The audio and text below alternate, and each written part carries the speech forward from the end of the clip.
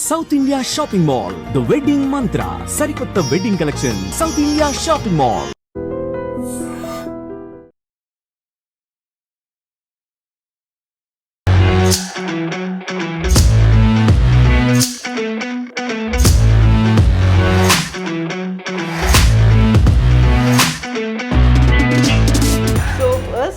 నాటి మీనా కుమారి అనగానే Hitler cinema గుర్తొస్తుంది. ఆ ఫీల్ ఎలా అనిపిస్తుంది?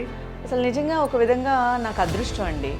ఎందుకంటే ఫస్ట్ మెగాస్టార్ గారి సినిమా కేవలం అన్నా చెల్లెళ్ళ స్టోరీ. హిట్లర్ అనేసరికి కేవలం అన్నా చెల్లెళ్ళ స్టోరీలో నేను ఒక చెల్లెలు అయినందుకు నేను చాలా అదృష్టవంతురాలన్నమాట. నేను హిట్లర్ ఎలా చేశాను అంటే మామూలుగా మనోరమ గారు పి వాసు గారి డైరెక్షన్లో ప్రభుదేవా నగ్మా చేశారు. అంటే అప్పుడు నన్ను చూశారు వాళ్ళు లవ్ బర్డ్. హిట్లర్ ఒకటే నాకు మెయిన్ టైటిల్ అయిపోయింది అనమాట. భయంకరమైనటువంటి సిచ్యువేషన్స్ బయట ఫేస్ చేసినవి కూడా ఉన్నాయి కదా. అవును, ఎందుకంటే చిరంజీవి గారిని తిడతాను కదా. అమ్మా సరస్వతి, నువ్వేనా మాట అమ్మమ్మా. రావద్దు, నిన్ను చూస్తుంటేనే ఏమోని చూస్తున్నట్టుంది. ఓకే, ఒక్క డైలాగే చాలు సినిమా అంతటికి. సో బయట నువ్వు ఒక ఎముల్లా కనిపిస్తున్నావు అన్న డైలాగ్ ని ఎలా రియాక్ట్ అయ్యారు, అసలు ఎలా తీసుకున్నారు? సూళూరుపేటలో ఒక ఫంక్షన్, ఒక విలేజ్ దగ్గర చాలా మంది అడ్డుకొని ఆపేశారు కారు. ఎందుకు ఆపేశారో అర్థం కాలేదు. తీరా చూస్తే ప్రాబ్లం నేనే. నువ్వు ఎలా అంటావు చిరంజీవి నా మాట అని. ఆ తర్వాత వెంకటేష్ గారికి కూడా చెల్లిగా యాక్ట్ చేయడం అనేది. హిట్లర్ తర్వాత గొప్పగా చెప్పుకునే సినిమా జయం మనదేరా. ఎవరైనా ఆఫర్స్ రాలేదా హీరోయిన్ గా చేస్తే బాగుంటుంది అనేది? హీరోయిన్ ఆఫర్స్ వచ్చింది అదే, బట్ ఏంటంటే మనకి నేనంత హీరోయిన్గా ఎక్స్పోజ్ చేసేంత ఫిజిక్ కాదేమో నాది అనేది నాకు అనిపించింది. ఇందులో నేను యాక్ట్ చేస్తున్నాను అని చెప్పిన తర్వాత వచ్చేటువంటి ఇబ్బందికర సంఘటనలు అలాంటివి ఏమైనా మీరు ఫేస్ చేశారా? అంటే మెయిన్ ఏంటంటే మా వరకు, మా జనరేషన్ వరకు ఒక పెద్ద లక్ ఏంటంటే పర్సనల్గా నేనేమి అలాంటి సంఘటనలు ఏం ఫేస్ చేయలేదు. విజయకాంత్ గారితో ఫైటింగ్ గా 15 రోజులు షూట్ అన్నప్పుడు 15 రోజులు అలా ఎత్తుకునే ఉన్నారా మిమ్మల్ని? 15 రోజులు లేదు, ఒక 5-6 షార్ట్సే ఎత్తుకోవడం. ఓకే, తర్వాత ఏమన్నారు మీరు భుజాన్ని ఎత్తుకున్న తర్వాత విజయకాంత్ గారు? తర్వాత ఆయన ఏమన్నారంటే ఫస్ట్ షార్ట్ అయిపోయింది, ఆయన గాల్లో కిక్ చేసి కొడతారు, అది ఆయన style. Okay okay okay. So Telugu ప్రేక్షకులకి చెల్లిగా పరిచయం అయ్యారు, ఆ తర్వాత మళ్ళీ రీఎంట్రీ తల్లిగా రావడం అనేది. సో క్వైట్ కాంట్రాస్ట్ రోల్స్ అనేవి అక్కడ కనిపిస్తూ ఉంటాయి కదా. చెల్లిగా అయిన తర్వాత హీరోయిన్గా చేశాను జానకి. నా ఫస్ట్ సీరియల్ జెమినీలో జానకి అని, అదే ఫస్ట్ ఏవిఎం వాళ్ళు ఇచ్చింది నాకు సీరియల్. సో ఒక ట్రెడిషనల్ ఆర్థోడాక్స్ ఫ్యామిలీ నుంచి వచ్చిన తర్వాత సినిమాలు అంటే ఫస్ట్ వచ్చినటువంటి రియాక్షన్ ఏంటి అసలు? ఫస్ట్ అందరికీ చాలా మందికి మా వాళ్ళకి నచ్చలేదు. అవును, ఎందుకంటే అప్పుడు కొంచెం, బట్ నా కెరియర్ బాగుండడం వల్ల అందరూ ఈరోజు హ్యాపీగా ఉన్నారు. సినిమాలో చేసి వచ్చినటువంటి అమ్మాయి పెళ్ళి అంటే ఆలోచిస్తారు అనేది ఉంటుంది కదా. ఫస్ట్ ఆలోచనే ఉండేది, కానీ మా అత్తయ్య గారు అబ్బాయి వాళ్ళు ఫిక్స్ అయిపోయారు కాబట్టి ఫస్ట్ నుంచి నన్ను చిన్నప్పటి నుంచి అనుకున్నారా? అందుకని ఆ ప్రాబ్లం నేను ఫేస్ చేయలేదు.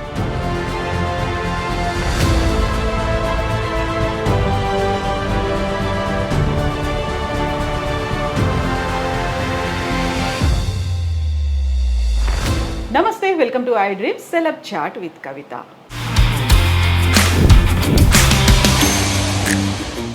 అందము అభినయము కలగలిసినటువంటి అచ్చ తెలుగు అమ్మాయి, సౌత్ ఇండియాలో ఉన్నటువంటి అన్ని లాంగ్వేజెస్లో నటించినటువంటి నటి ప్రస్తుతం మనతో పాటుగా ఉన్నారు. తనే అందరికీ ఇష్టమైనటువంటి చెల్లెలు మీనా కుమారి గారు. మీనా కుమారి గారు నమస్కారం. నమస్తే అండి. ఎలా ఉన్నారు? ఐ డ్రీమ్ ప్రేక్షకులకి ముందుగా నా నమస్కారాలు. థ్యాంక్ యూ సో మచ్ అండి. ఎలా ఉన్నారు మీరు? బాగున్నానండి. సో నటి మీనా కుమారి అనగానే ఒక చెల్లిగానే గుర్తొస్తుంది కదా, ఎలా అనిపిస్తుంది ఆ ఫీల్ అసలు?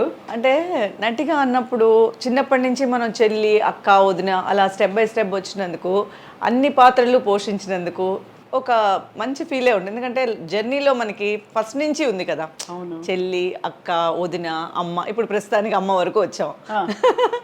సో జర్నీ బాగుంది అనమాట. అన్ని క్యారెక్టర్స్, అన్ని ఫీలింగ్స్ మనం ప్రదర్శించగలిగాము అనే ఒక తృప్తి ఉంది. సో ఫస్ట్ నాటి మీనా కుమారి అనగానే హిట్లర్ సినిమా గుర్తొస్తుంది. హిట్లర్ సినిమాల్లో 5 చెల్లెల్లో ఉన్నటువంటి ఆ ప్రేమ ఆప్యాయతలు, ఒక చాలా దాన్ని కంట్రోల్డ్గా ఉంచాలి అని చూసేటువంటి ఒక అన్న, ఆ ఫీల్ ఎలా అనిపిస్తుంది? అసలు నిజంగా ఒక విధంగా నాకు అదృష్టం అండి. ఎందుకంటే ఫస్ట్ మెగాస్టార్ గారి సినిమా, 5 అది అన్నా చెల్లెళ్ళకి. ఇప్పుడు యూజువల్గా సినిమాల్లో చెల్లెల క్యారెక్టర్ ఉంటుంది, మేబీ అంతా ఒక పోర్షన్ వరకే ఉంటుంది, మిగతా అదంతా హీరో హీరోయిన్ వేరే లవ్ స్టోరీ అలా వెళ్తుంది. కానీ కేవలం అన్నా చెల్లెళ్ళ స్టోరీ, హిట్లర్ అనేసరికి కేవలం అన్నా చెల్లెళ్ళ స్టోరీలో నేను ఒక చెల్లెలు అయినందుకు నేను చాలా అదృష్టవంతురాలన్నమాట. అది 5వ చెల్లెలు అంటే చిన్నమ్మాయి అంటే చాలా ప్రేమ ఎక్కువ ఇది ఉంటుంది కదా ఆబ్వియస్గా. సో టోటల్గా సెట్లో కూడా నా మీద కొంచెం ఎక్కువ అభిమానము, ఎక్కువ ప్రేమ ఉండేది అందరికీ. అప్పుడు చిన్నపిల్ల కాబట్టి కొంచెం అంటే అందరూ కొంచెం అప్పటికే ఎంట్రీ ఇచ్చేశారు, సినిమాల్లోకి ఎంట్రీ ఇచ్చేశారు.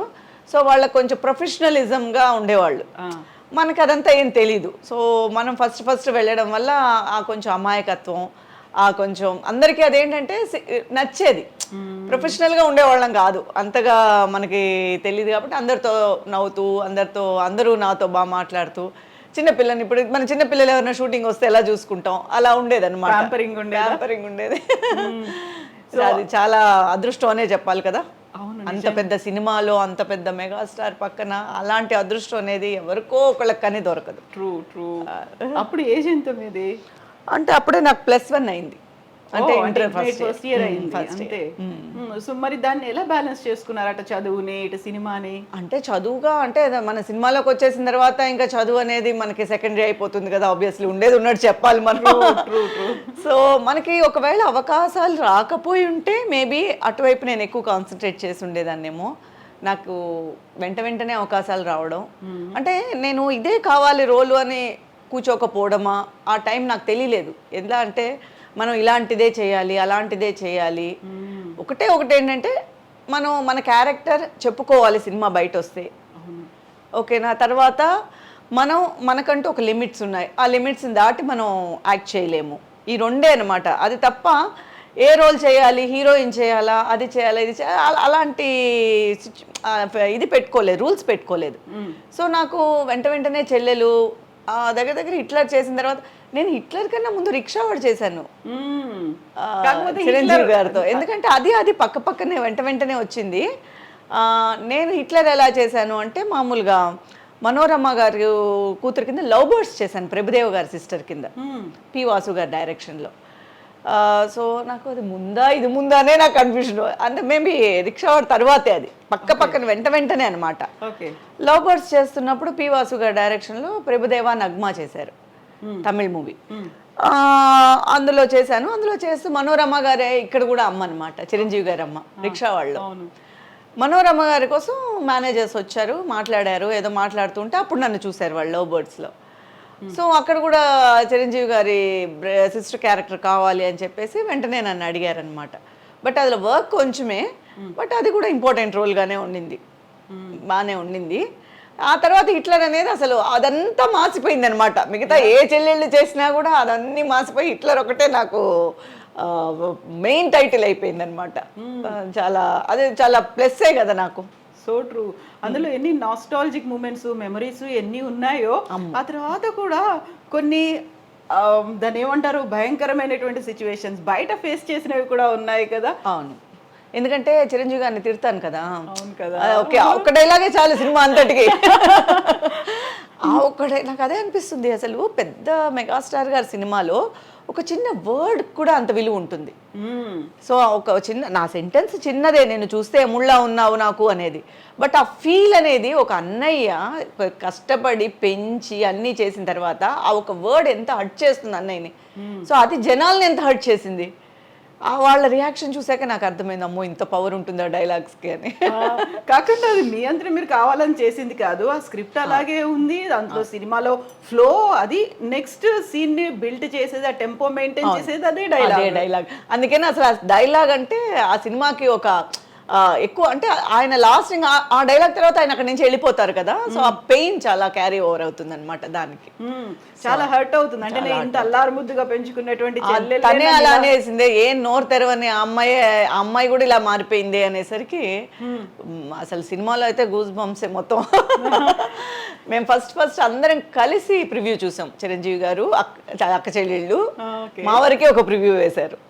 అప్పుడు ప్రివ్యూస్ ఉండేవి కదా, మా వరకే ప్రివ్యూ వేశారు. చేశారు. ఫస్ట్ ప్రివ్యూ చూసినప్పుడు అంతా ఎంత ఆనందం అయిపోయిందో, టైటిల్లో మొత్తం స్క్రీన్లో పేరు వచ్చినప్పుడు. సో ఆ సినిమా అంతా మేమేదో ఒక శ్రీదేవి లాగా ఫీల్ అయిపోయాం. సో టోటల్గా పెద్ద హీరోయిన్ లాగా ఫీల్ అనిపించింది అనమాట. చాలా హ్యాపీగా అనిపించింది. సో బయట నువ్వు ఒక ఎమ్ముల్లా కనిపిస్తున్నావు అన్న డైలాగ్ని ఎలా రియాక్ట్ అయ్యారు, అసలు ఎలా తీసుకున్నారు? అసలు ఇప్పుడు 50 days ఫంక్షన్స్ కంతా నేను చెన్నైలో ఉంటున్నాను కాబట్టి ఈ చుట్టుపక్కల వాటన్నిటికీ మమ్మల్ని పిలిచేవారు. సిస్టర్స్ అంతా చెన్నైయే, మమ్మల్ని సూళ్ళూరుపేట, నెల్లూరు ఇవన్నీ 50 days ఫంక్షన్స్ అంతా మేము అటెండ్ అయ్యేవాళ్ళం. హైదరాబాద్ అంటే కొంచెం లాంగ్గా ఉండేది, దానికి కూడా కొన్నిటికి వెళ్ళాము.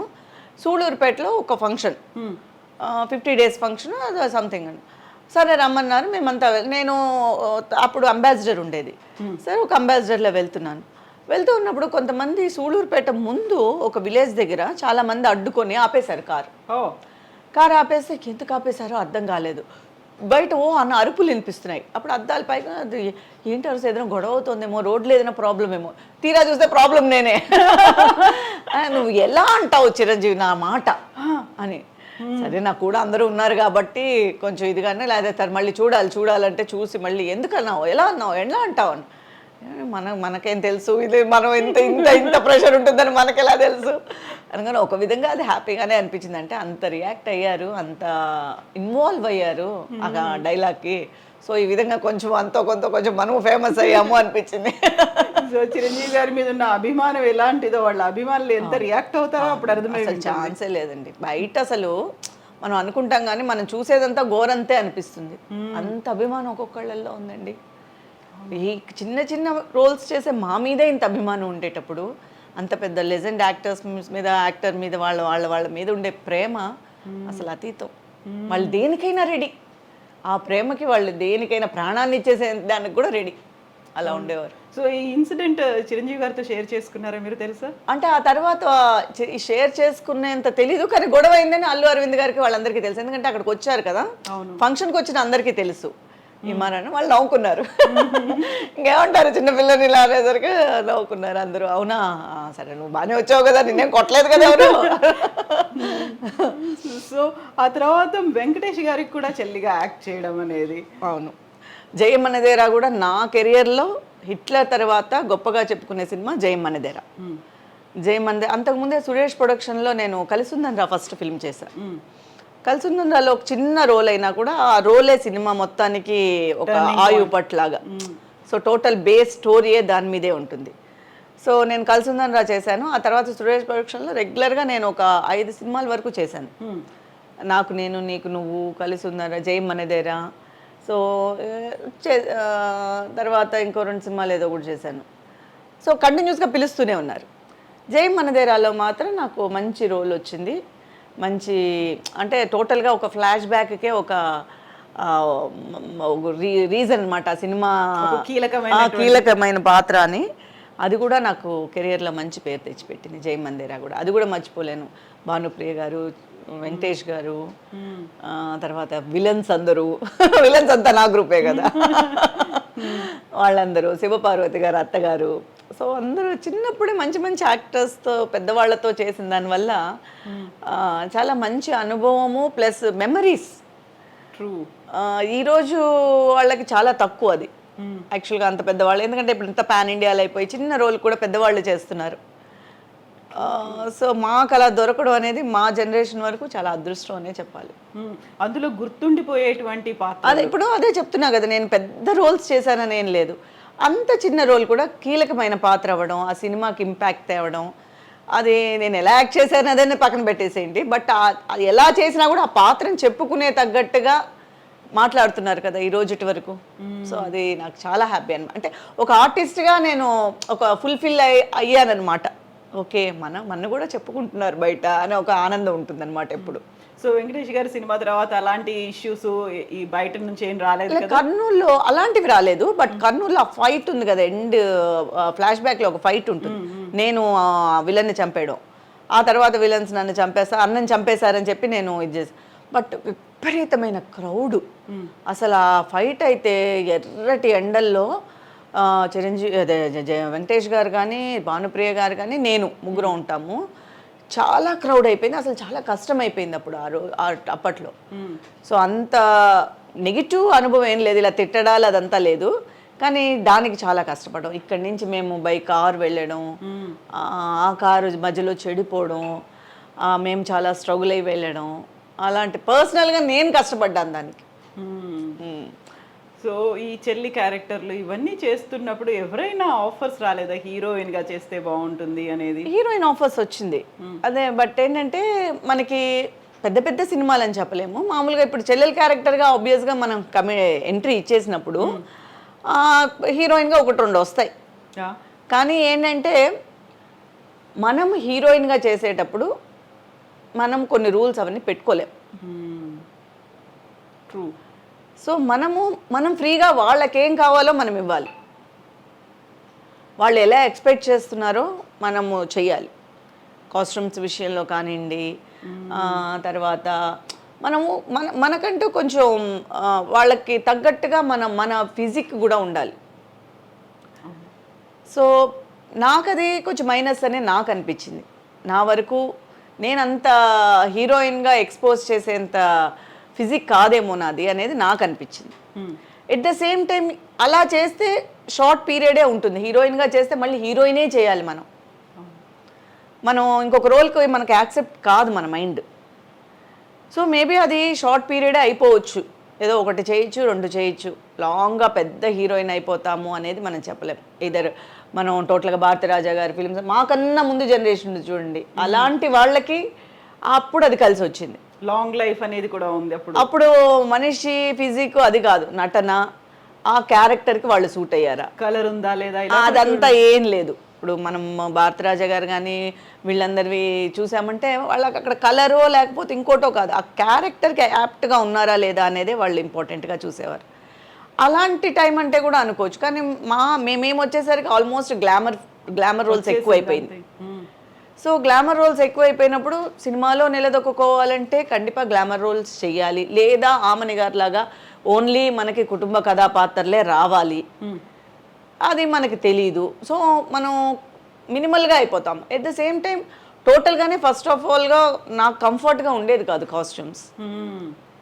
మనకి ఇంట్లో కొంచెం కండిషన్స్ ఉంది, అట్ ద సేమ్ టైం నాకు కంఫర్ట్గా ఉండేది కాదు. నేను ఒక ఫిలిం చేశాను, మలయాళం ఫిలిం, హీరోయిన్గా చేశాను, ఫ్రాక్స్ వేసుకున్నాను, అన్నీ చేశాను. వాళ్ళు మాటికి ఏం చెప్పేవారంటే మిగతా హీరోయిన్స్తో కంపేర్ చేసేవారు. మీరు ఇలా వేసుకుంటేనే మీరు అలా అవ్వగలుగుతారు, మీరు ఇలా రిస్ట్రిక్టెడ్గా ఉంటే మీరు పైకి రాలేరు అని చాలా చెప్పారు. నేను పైకి రావడమో లేకపోతే నేను కోట్లు సంపాదించుకోవడమో ఇది కాదు. నా ఎయిమ్ వచ్చి నాకు ఒక మెమరబుల్గా నా క్యారెక్టర్ గురించి చెప్పుకోవాలి. అట్ ద సేమ్ టైం నేను సూట్ అయితే, నేను హీరోయిన్గా సూట్ అయితే, నా క్యారెక్టర్కి నా బాడీకి సూట్ అయితే నేను చేస్తాను, అంతేగాని అంటే చాలామంది నన్ను బ్రెయిన్ వాష్ చేశారు. ఓకే. ఈవెన్ ప్రొడ్యూసర్తో సహా వాళ్ళు అలా చేశారు, వీళ్ళు ఇలా చేశారు, అందరు హీరోయిన్స్ పేరుని ఇలాగి వీళ్ళు ఇలా చేశారు, వాళ్ళు అలా చేశారు, మీరు ఇలా చేస్తేనే మీరు డెఫినెట్గా మీకు ఫ్యూచర్ బాగుంటుంది, యు ఆర్ క్యాపబుల్, నువ్వు హీరోయిన్ మెటీరియల్, అలా ఇలా చెప్పేసి చాలా చెప్పేవారు. అన్నిటికీ వినేదాన్ని. అప్పుడప్పుడు సరే అప్పుడే కానీ అనుకుంటాను, కానీ మళ్ళీ ఏదైనా కొంచెం తేడా వచ్చినా కూడా కాస్ట్యూమ్లో డిస్కంఫర్ట్గా ఉండేది. ఏంటా ఇది సరే మనకు వర్కౌట్ అవ్వదులే ఇది. మరి ఆ సినిమా కంప్లీట్ చేస్తా అది అయిపోయింది. అది అంతలో ఇప్పుడు అదొకే, అదొక టైప్ ఆఫ్ లవ్ సబ్జెక్ట్ కాబట్టి చిన్నదిగా అది అయిపోయింది. బట్ ఆ తర్వాత వచ్చిన క్యారెక్టర్స్కి వాళ్ళు 2 పీస్ వేస్తారా, స్విమ్ సూట్ వేస్తారా, ఇలా అడిగేవారు. ఇది మనకు వర్కౌట్ అవ్వదు అని చెప్పి హీరోయిన్ని మనం అసలు ఫస్ట్ ఆఫ్ ఆల్ మీకు first A type of costumes వేయాలి అంటే అక్కడే వెళ్ళిపోయేది, రిజెక్ట్ అయిపోయాయి. అక్కడే ఓకే బాయ్ అని చెప్పేసేవాళ్ళు, లేదులేండి ఐఎమ్ నాట్ ఇంట్రెస్టెడ్ అని చెప్పేసేవాళ్ళు. స్టోరీలు ఇవన్నీ వినకపోయేవాళ్ళు అసలు. ఫస్ట్ కాస్ట్యూమ్స్ స్టోరీ ఏంటంటే మనం విలేజ్ రోలు లేకపోతే హోమ్లీ అంటే మనం సూట్ అవుతాం. సైకలాజికల్గా అది మైండ్లో పడిపోయింది, ఏది మనం ఇలాంటి వాటికే సూట్ అవుతాము.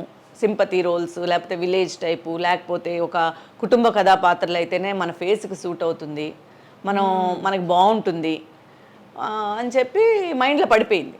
సో అందుకని ఫస్ట్ క్యారెక్టర్ స్టోరీ అడగంగానే 2 హీరోయిన్స్ అండి, ఒకటి గ్లామర్ రోల్, అది సరే వస్తానండి థ్యాంక్ యూ సో మచ్ అని చెప్పి వచ్చినాయి. కానీ అడిగారు, మొత్తానికి ఆఫర్ అయితే వచ్చింది, అన్నీ చేయలేదు. సో ఇప్పుడు కొన్ని రూల్స్ మీరు పెట్టుకున్నారు, కొన్ని కండిషన్స్ వాళ్ళు పెడతారు. ఆ తర్వాత కూడా సరే ఓకే యాక్సెప్ట్ చేస్తాను, ఇందులో నేను యాక్ట్ చేస్తున్నాను అని చెప్పిన తర్వాత వచ్చేటువంటి ఇబ్బందికర సంఘటనలు అలాంటివి ఏమైనా మీరు ఫేస్ చేశారా? అంటే మెయిన్ ఏంటంటే మా వరకు, మా జనరేషన్ వరకు ఒక పెద్ద లక్ ఏంటంటే ఎప్పుడు కూడా అమ్మలు నాన్నలు నాకు తెలిసి ఇప్పుడంటే ఎవ్వరు రావట్లేదు హీరోయిన్స్తో కానీ ఆర్టిస్టులతో కానీ ఎవ్వరు రావట్లేదు ఇప్పుడు. కానీ మా వరకు వచ్చారు, నేను ఎంట్రీ ఇచ్చినప్పటి వరకు వచ్చారు. సో మా చుట్టూ మనుషులు ఉండేవారు. సో వాళ్ళు అది దాటి అలాంటి సంఘటనలు మా వరకు వచ్చేవి కాదు, నేను ఫేస్ చేయలేదు. పర్సనల్గా నేనేమి అలాంటి సంఘటనలు ఏం ఫేస్ చేయలేదు. సో ఈ ఇండస్ట్రీకి అంటే ఇప్పుడు సీరియల్స్కి రాకముందు సినిమా ఇండస్ట్రీలో ఉన్నప్పుడు అసలు ఎందుకు వచ్చానో వదిలేసి వెళ్ళిపోతే బాగుండేది కదా, అలాంటి ఇన్సిడెంట్స్ అలా ఎప్పుడు అనిపించేది అంటే పగలు రాత్రి వర్క్ చేస్తాం కదా, నిద్ర లేకుండా ఓ పక్క నిద్ర వచ్చేస్తూ ఉంటుంది, ఓ పక్క రాత్రి షూట్లు జరుగుతూ ఉంటుంది, అబ్బా అనిపిస్తుంది. కానీ అది స్క్రీన్ పైన లేకపోతే బయట వాళ్ళు పొగిడినప్పుడు అదంతా మర్చిపోతాం, తెర మీద చూసుకున్నా అలా మర్చిపోతాము ఎవరైనా పొగిడినప్పుడు. కానీ ఫస్ట్లో అంత నిద్ర లేకపోయినా కూడా ఆ క్యారెక్టర్ వల్ల మనకి ఆ ఇంపాక్ట్ ఉండేది. అది ఇప్పుడు కొంచెం రాత్రి నిద్ర లేకుండా చేయమంటే మాత్రం అబ్బా అనిపిస్తుంది. ఇప్పుడు రూల్స్ పెట్టుకుంటున్నాం, రాత్రి అయితే మేము చేయం, లేదా ఎప్పుడోసారి అయితే ఎమర్జెన్సీ అయితే చేస్తాము, రెగ్యులర్గా నైట్స్ షూట్ అయితే మేము చేయము అనేది ఇప్పుడు బయటపడి చెప్పేస్తాం. ఇప్పుడు ఇంకా కొంచెం సీనియారిటీ వచ్చింది కదా. 30 years? Almost 25 years.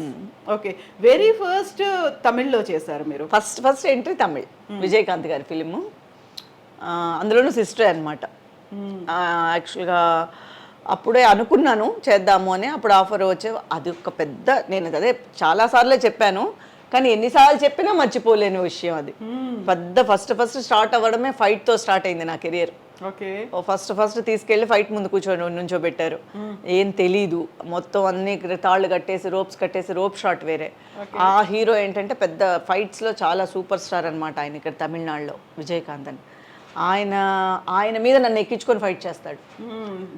నేను చిన్నప్పటి నుంచి చబ్బీగానే ఉండేదాన్ని, అంత సాహసం ఆయన ఎలా చేశారో నాకు అర్థం కాదు ఇప్పటికీ. కానీ అంత స్ట్రాంగ్గా ఉండేవారేమో.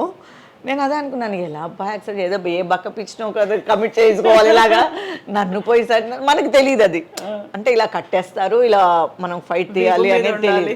వాళ్ళు చెప్పింది ఏంటి, ఒక సిస్టర్ క్యారెక్టర్, ఫ్యామిలీ, శ్రీవిద్య గారు అమ్మగారు. అదేంటిది ఫస్ట్ నాకు అమ్మగారు శ్రీవిద్య గారే, హీరోయిన్ ఖుష్బూను రంజిత ఇద్దరు హీరోయిన్స్. వీణ హీరో గారు, విజయకాంత్ గారి హీరో అని చెప్పగానే సరే ఓకే మంచి ఫ్యామిలీ సబ్జెక్ట్ అది ఇది సరే బాగుంది అలా అనుకుని వెళ్ళిపోయా. వెళ్ళంగానే ఏవిఎం స్టూడియోలో ఆల్రెడీ ఫైట్ జరిగేసరికి విజయకాంత్ గారు చూశారు, డైరెక్టర్ చూశారు, చూడంగానే సరే మేకప్ వేసేయండి అన్నారు. మేకప్ టెస్ట్ ఏమోలే అనుకున్నా, సరే మేకప్ టెస్ట్ ఏమోలే మామూలుగా ఓ చూడీదార్ ఇచ్చారు, అది వేసుకొని షార్ట్కి రమ్మన్నారు. అసలు ఏమీ తెలియలేదు, అర్థం కాలే, ఫైట్ ఉందని తెలియలేదు. కానీ చెప్పడం నేను అన్నా మళ్ళీ ఇప్పుడు ఫైట్ కదా జరుగుతుంది, నాకు ఇంట్లో కదా సీన్స్ ఉండాలి కదా, నేను ఇంట్లో కదా ఉంటాను, ఇప్పుడు ఫైట్గా జరుగుతుంది, ఇప్పుడు నా చూస్తారమ్మా, లేదు మాది చూస్తారు. మళ్ళీ అన్నీ వెళ్ళి గెటప్ అంతా వేసి మొత్తం అన్నీ పెట్టిన తర్వాత జుట్టు కూడా అసలు పాపం లేదు, విగ్గు పెట్టి మామూలుగా జుట్టు ఉండేది నాది, మళ్ళీ ఏదో విగ్గు పెట్టి ఏదేదో చేశారు, మొత్తానికి మొత్తం మేకప్ వేసేసారు నాకు. ఇది మొత్తం ఒక 2-3 hours నా చుట్టూ ఒక 50 మంది ఉన్నారు. ఆర్నమెంట్స్ పెట్టేసి అంటే అప్పుడు ఆర్నమెంట్స్ లేదు, ఫైటే కదా, సింపుల్ డ్రెస్సే అనమాట, సింపుల్ చూడీదార్ వేసాను. తీసుకెళ్ళగానే సరే షార్ట్ చేద్దామా చూద్దామా అన్న. ఫస్ట్ తీయగానే ఒక పేజ్ డైలాగు, తమిళ్ రాదు, ఫస్టే ఒక పేజ్ డైలాగు ఫైటర్స్తో, ఏం అర్థం కాలే. నేను మా కజిన్తో చెప్పా వెళ్ళిపోదాము, నాకు ఎందుకు భయం కావట్లేదు, నాకేందో ఏం అర్థం కావట్లేదు, లాంగ్వేజ్ ఏం అర్థం కావట్లేదు ఫస్ట్ అంటే. లేదు నువ్వు అవసరపడకు, ఈరోజే ఏం తీసేయర్లే, ఊరికే నీకు టెస్ట్ చేస్తున్నారు అంతే, చూద్దాము వెలిసి అర్జెంట్, నువ్వు టెన్షన్ పడకలే. సరే ఆ రోజు ఇంకా డైలాగ్ తీయకుండా చెప్పించి తర్వాత ఫైట్ తీశారు. ఫైట్ తీసినప్పుడు మళ్ళీ డైరెక్టర్ గారికి కొంచెం తెలుగు తెలుసు, అరవింద్ రాజ్ గారని, ఆయన కూర్చోపెట్టి బాగుంటుందమ్మా నువ్వేమి భయపడద్దు, ఇలాగా ఫైట్ అంటే ఆయన మీద ఎక్కాలి, ఆయన పడిపోతారండి అన్న. ఆయన పడిపోకుండా మేము చూసుకుంటాం. ఆయన ఎత్తుకుంటే నన్ను పడిపోతారండి అని. ఎంత ఇన్నోసెంట్గా ఉండేదన్నమాట మైండ్. అంటే లేదండి, లేదమ్మా పడిపోకుండా మేము చూసుకుంటాంలే అని చెప్పి మొత్తానికి ఆయన కాలు ఆయన నా కాలు కట్టేసి, అంటే ఆయన రోప్ షాట్ లో గోడ మీద ఇలా స్టెప్స్ వేసి గాల్లోకి ఎగురుతారు, ఓకే స్పైడర్ మ్యాన్ లాగా అలా ఎగిరి ఈ విలన్ని కొడతారనమాట. సో ఇదంతా పైన మేము ఉండాలి కదా, నేను ఉండాలి కదా, భుజం మీద వేసుకుంటారు, ఉప్పు మూట్లాగా వేసుకొని ఫైట్ చేస్తారనమాట. ఓకే ఒక 15-20 రోజులు జరిగింది ఆ ఫైట్. ఆ ఫైట్ 15 days జరిగింది. సరే ఇక ఫైట్ అబ్బా అనుకునేలోపు కట్ చేస్తే సాంగ్ ఊటీలో. సో ఊటీలో సాంగ్ కదా, ఫ్యామిలీ సాంగ్ అనమాట. సో అది ఎంజాయ్ చేసి వచ్చాము. అప్పుడు శ్రీవిద్య గారు చాలా ఎలా ఉండాలి ఏంటి, ఇండస్ట్రీకి కొత్త, ఎంత జాగ్రత్తగా ఉండాలి, ఎలా మేకప్ చేసుకోవాలి, ఎలాగా ఇది చేయాలి అని చెప్పి చాలా చెప్పించేవారు. చాలా ఫస్ట్లో కొంచెం మాట్లాడేవారు కాదు. నా ఇన్నోసెన్స్ చూసి తర్వాత సరే లేదేదో టింగర్లా ఉంది సరే పోనీలే పాప చిన్నపిల్లగా ఉంది అని చెప్పి తర్వాత దగ్గర తీసుకొని అన్నీ చెప్పేవారు. తర్వాత ట్రాక్ మధ్యలో నడవడం ఎలాగా, ట్రాక్లో నడుస్తూ డైలాగ్ చెప్పడం ఎలాగా ఫస్ట్లో వచ్చేది కాదు. కోఆర్డినేషన్ చూసుకోవాలి కదా, అది చాలా. ఆ తర్వాత సరే నేను అమ్మ నడుచుకుంటూ వస్తామన్నమాట ట్రాక్లో. ఆవిడ ముందు మాట్లాడుకుంటూ వెళ్తారు, నేను వెనకాల ఫాలో చేయాలి. నేను ఏదోటి ఆవిడ చెప్పిన దానికి కౌంటర్ ఇస్తూ వెళ్ళాలి. సరే చూశారు, నేను మాట కింద చూసేస్తున్నాను, పడిపోతానేమో భయం.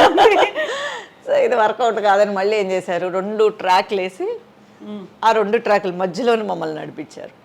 సో మన కోసం అంత చేశారు అంటే ఆ షాట్ ఎంత ఇంపార్టెంటు, ఆ షాట్ అలాగే తీయాలని ఆ డైరెక్టర్ ఎంత పట్టుపట్టారు, ఆ వర్క్ మీద ఉండేది. అంటే ఏదో ఒక ఎలాగైనా తీయాలి, అలాగే తీయాలి షాట్, ఈ అమ్మాయి చేత చేయించాలి. అని తర్వాత కొంచెం అలవాటైంది. విజయకాంత్ గారితో ఫైటింగ్ 15 రోజులు షూట్ అన్నప్పుడు 15 రోజులు అలా ఎత్తుకునే ఉన్నారా మిమ్మల్ని? 15 రోజులు లేదు. ఫస్ట్ లో ఏంటంటే నన్ను ఒక బాక్స్ లో దాచేస్తారు. బాక్స్ తీసినప్పుడు ఫస్ట్ మీరుంటారు, తర్వాత అందులో ఉంటే ఆయన కాపాడి ఒక 5-6 షాట్సే ఎత్తుకోవడం. ఓకే, మిగతా అంతా ఓ పక్క నుంచో పెట్టే ఫైట్ చేస్తారు కదా. కొన్ని ఫస్ట్లో మాత్రమే అది తీసినప్పుడు ఎవరో విలన్ అనుకొని తీస్తారు, నేను లేస్తాను, ఈ లోపల ఎవరో వస్తుంటే అప్పుడు గబక్కను మీద వేసుకొని ఫైట్ చేస్తారు. ఆ తర్వాత కింద నుంచో పెట్టి మళ్ళీ బ్యాలెన్స్ ఫైట్ అంతా జరిగింది. ఒక 5-6 షాట్స్ అనమాట. ఓకే, తర్వాత ఏమన్నారు మీరు భుజాన్ని ఎత్తుకున్న తర్వాత విజయకాంత్ గారితో కానీ? తర్వాత ఆయన ఏమన్నారంటే ఫస్ట్ షార్ట్ అయిపోయింది, నేను ఎవరో తెలుసా అన్నారు. నేనే ఫస్ట్ టైం చూడడం. తెలీదు అంటే ప్రాబ్లం, అంటే పెద్ద హీరో అని తెలుసు, తెలీదు అని చెప్పలేను, కానీ ఫస్ట్ టైమే చూడడం. తెలుసు సార్, అలా కాదు అన్నట్టు. మళ్ళీ ఎవరు అడుగుతారేమో అని భయం క్వశ్చన్స్. తెలుసు సార్, నా ఫైట్స్ తెలుసా, నేను ఫైట్ చూశాను. ఈ లోపల ఆయన షార్ట్కి పిలిచారమ్మ. అప్పుడు ఫైటర్స్ అంతా తెలుగు వాళ్ళు కొంచెం చాలా మంది ఉన్నారు, పొన్నాంబలం గారు వీళ్ళంతా కూడా అప్పుడు ఉండేవారు ఫైట్ ఇదిగా. సార్ ఫైట్ ఏంటి స్పెషల్ అంటున్నారు, ఎలాగా? ఆయన గాల్లో కిక్ చేసి కొడతారు, అది ఆయన స్టైలు. ఓకే అలా కొంచెం నేను ఈ లోపల తెలుసుకుంటున్నాను అనమాట ఆయన గురించి. మెల్లిగా ట్యూన్ అయ్యి ఆయన సినిమాలు చూడడం. అప్పుడు ఇవి కూడా లేదు కదా, టోటల్గా మనకి మొబైల్స్ లేవు, మొబైల్స్ రాలేదు ఇంకా అప్పటికి. మొబైల్స్ లేదు. సరే ఇంటికి వెళ్ళి మనం ఏదైనా థియేటర్కి వెళ్ళే చూడాలి, సినిమా చూడాలంటే అప్పుడు వెంటనే ఆయన సినిమా అంటే ఎక్కడి నుంచి వస్తుంది. సో ఆయన సినిమా ఏదైనా రిలీజ్ అయితే గబగబా పరిగెత్తి వెళ్ళి ఆ సినిమా చూడడం, ఆయన ఎలా చేశారు ఏంటి అనేది అప్పుడు ఒక్కొక్కళ్ళ గురించి తెలుసుకోవాలన్నమాట. సో సినిమా మీద అవగాహన అనేది ఆ తర్వాతే మొదలైంది. బేసిక్గా అంతకు ముందు వరకు ఏదో చిన్న ప్రేక్షకురాల్లాగా సినిమా చూడడమే కానీ దాని మీద పెద్ద అవగాహన లేదు. ఆ తర్వాత కొంచెం ఇంట్రెస్ట్ రావడం, తెలుసుకోవడం, పూర్తిగా తెలుసుకునే లోపే మనం ఏదో ఒక విధంగా బిజీ అయిపోవడం. నిజంగా చెప్పాలంటే ఇంకా ఫుల్ ఫ్లెడ్జ్డ్గా కూడా నాకు ఇంకా అవగాహన రాలేదనే చెప్పాలి. ఎందుకంటే అంత బిజీ అయిపోయాను టోటల్గానే. రెగ్యులర్ షూట్స్, తర్వాత సినిమాల తర్వాత మలయాళంకి వెళ్ళాను సడన్గా. మలయాళంలోకి వెళ్ళిన తర్వాత నేను చేసింది ప్రతిదీ నా లక్ హిట్ అయిపోవడం. సో ఒక 10 ఏళ్ళు మలయాళంలో వెళ్ళాం హీరోయిన్గా సీరియల్స్లో. సో మనం లేకపోతే జరగదు. సినిమాకి ఎలాగైతే హీరోను, సీరియల్కి హీరోయినే మెయిన్. సో అంతా మన మీద. అందుకని ఈవెన్ నాకు నంది అవార్డు వచ్చినప్పుడు కూడా నేను వెళ్ళలేకపోయాను తీసుకోవడానికి. సో నేను ఈరోజు చాలా బాధపడే విషయం ఏంటంటే, ఆ రోజు పాప మా సిస్టర్ వెళ్ళి తీసుకున్నందుకు సంతోషమే, కానీ చూడు ఎంత పెద్ద అవార్డును కూడా మనం వెళ్ళి తీసుకోలేనంత బిజీలో ఉండిపోయిన దాన్ని తెలియలేదు చూసావా. ఎందుకంటే కేరళలో ఎక్కడో ఒక విలేజ్లో ఉన్నాం, అక్కడి నుంచి 4 రోజులు పట్టేది బయటికి హైదరాబాద్ రావాలంటే. మ్మ్. సో వాళ్ళు 4 రోజులు షూటింగ్ క్యాన్సిల్ చేసుకోవాలి. 4 రోజులు షూటింగ్ క్యాన్సిల్ చేసుకుంటే వాళ్ళకి అందరికీ ప్రాబ్లం అయిపోయేది. మ్మ్. సో ఇంకేం చేయాలో తెల్ల అడిగి చూశాను. 4 రోజులు అంటే కష్టం అమ్మా, వెళ్ళడం మీరు రావడం 4 days 5 days అయిపోతుంది ఈజీగా. సో టోటల్ షెడ్యూల్ ఏదైపోతుంది, ఎలా ఇవ్వము అది ఇది అంటే, సరే అప్పటికి నాకు దాని మీద ఇంపార్టెన్స్. అవును కదా, నేను లేకపోతే ఇక్కడ జరగదు కదా, సర్లే మా చెల్లిని వెళ్ళి తీసుకోమంటా అని చెప్పి అది కూడా తీసుకోలేకపోయాను ఆ రోజుల్లో నేను. అది తెలుగుకి వచ్చింది కదా, తెలుగు సీరియల్ అనుబంధం అంతరంగాల తర్వాత, అంతరంగాలు నా ఫస్ట్ సీరియల్ ఈటీవీలో.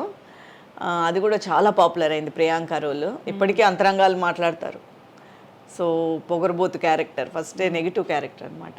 అంతరంగాలు, అనంత మానస చదరంగాలు పాట ఉండేది కదా. అసలు అది ఎంత మైండ్కి కానీ మన ఫీలింగ్స్కి కానీ ఫస్ట్ వచ్చే సీరియల్స్ అవి వచ్చాయి కాబట్టి సుమన్ గారు అయితే అసలు ఒక్కొక్క వర్డ్ చూసి చూసి రాసేవారు దాంట్లో. ఒక్క వర్డ్ కాదు, ఒక లెటర్. మేము ఆ లెటర్ని కాగని కూడా అనకూడదు, అంతా ఆయన ఆలోచించి ఆలోచించి ఆలోచించి రాసిన స్క్రిప్ట్ అది.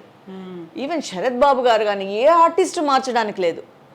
ఆయన ఎలా రాశారో మేము అలాగే చెప్పాలి, ఎందుకంటే ఆయన అంత పక్కాగా ఉండేవారు ఆ స్క్రిప్ట్ మీద. నేను ఎంతో ఆలోచించి ఒక్కొక్క కథాపాత్రని నేను క్రియేట్ చేసి దానికని డైలాగ్స్ రాస్తున్నాను. ఎవరు మార్చేసి వాళ్ళ ఓన్ చేసుకోవడానికి అని చెప్పి మార్చేయకండి. మీకు కష్టమో నష్టమో మీకు వీలైతే ఓన్గా చెప్పండి, లేదంటే ప్రాంప్ట్ అయినా తీసుకోండి, కానీ స్క్రిప్ట్ మాత్రం మార్చొద్దు అని చెప్పి స్ట్రిక్ట్గా రూల్స్ ఉండేవి. సో శరత్ బాబు గారితో సహా ఒక అక్షరం కూడా మార్చేవారు కాదు. అలాగే ఆయన అనుకున్నట్టే జనాల్లో కూడా అంత డీప్గా వెళ్ళిపోయింది అది. అందరు రోల్స్ కూడా అసలు ఈ రోజుకి చెప్పుకునేటట్టు అయిపోయింది. ట్రూ. సినిమాల నుంచి సడన్గా సీరియల్స్ వైపు వెళ్ళాలి అనేది ఎందుకు అనిపించింది అలా? అదే అన్న, సినిమాలో ఒక షిఫ్ట్ అది. అవును, అదే నాకు సీరియల్ సినిమా సపరేట్గా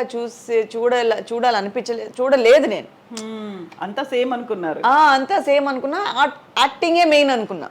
ఓకే, ఇక్కడ యాక్టింగే మనం చేసేది, ఇక్కడ యాక్టింగే కదా మనకి, ఇక్కడ మంచి రోల్, ఇంకా పర్ఫార్మెన్స్ స్కోప్ ఉండేది. మెయిన్ రోలు మనకి మన మీదే కదా అని అనుకున్నాను. కానీ అది పెద్ద విషయం, ఇది చిన్నది.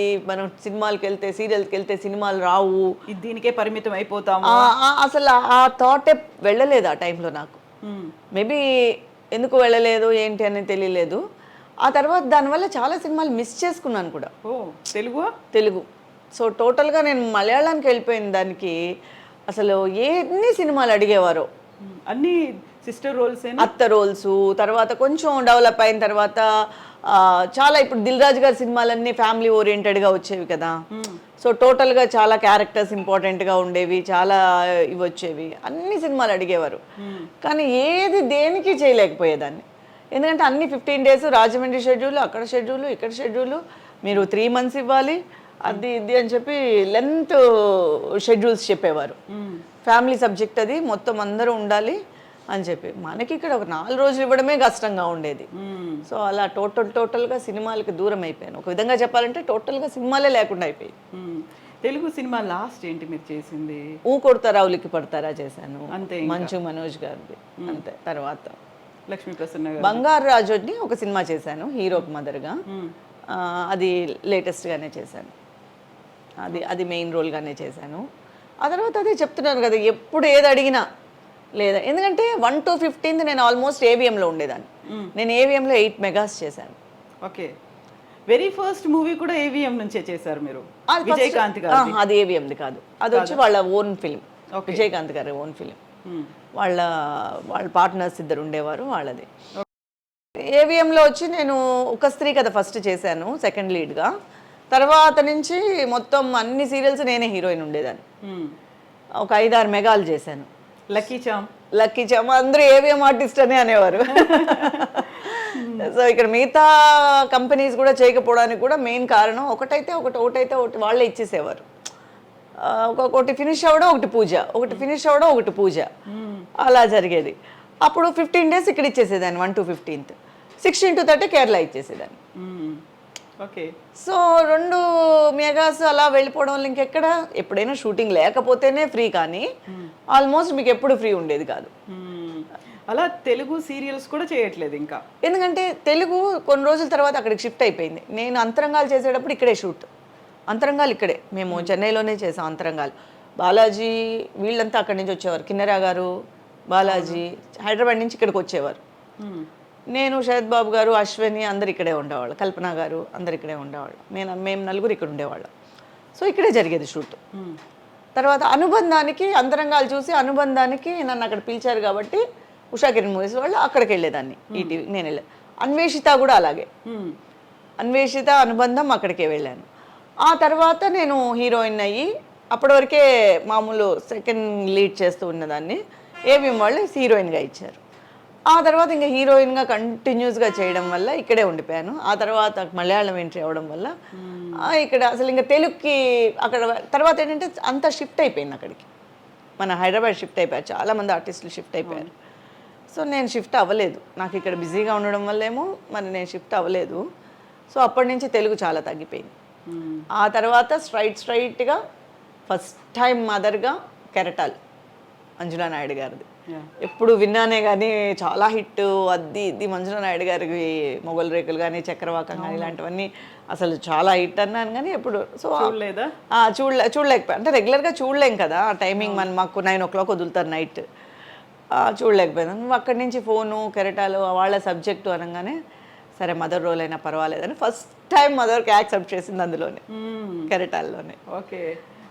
ఆ తర్వాత రక్త సంబంధం అని, భార్య అని, సో టోటల్గా మదర్గా వెంటనే మన అయితే ఏంటంటే మన తెలుగు వాళ్ళు ఎప్పుడూ నన్ను పిలుస్తూనే ఉన్నారు. సో దానికి నేను చాలా లక్కీ అనే చెప్పుకోవాలి. ఎప్పుడు కూడా నేను ఏదో చెన్నైలో ఉన్నానో నన్ను ఎప్పుడు వదిలేయలేదు, పక్కన పెట్టలేదు, నన్ను అడుగుతూనే ఉన్నారు, పిలుస్తూనే ఉన్నారు.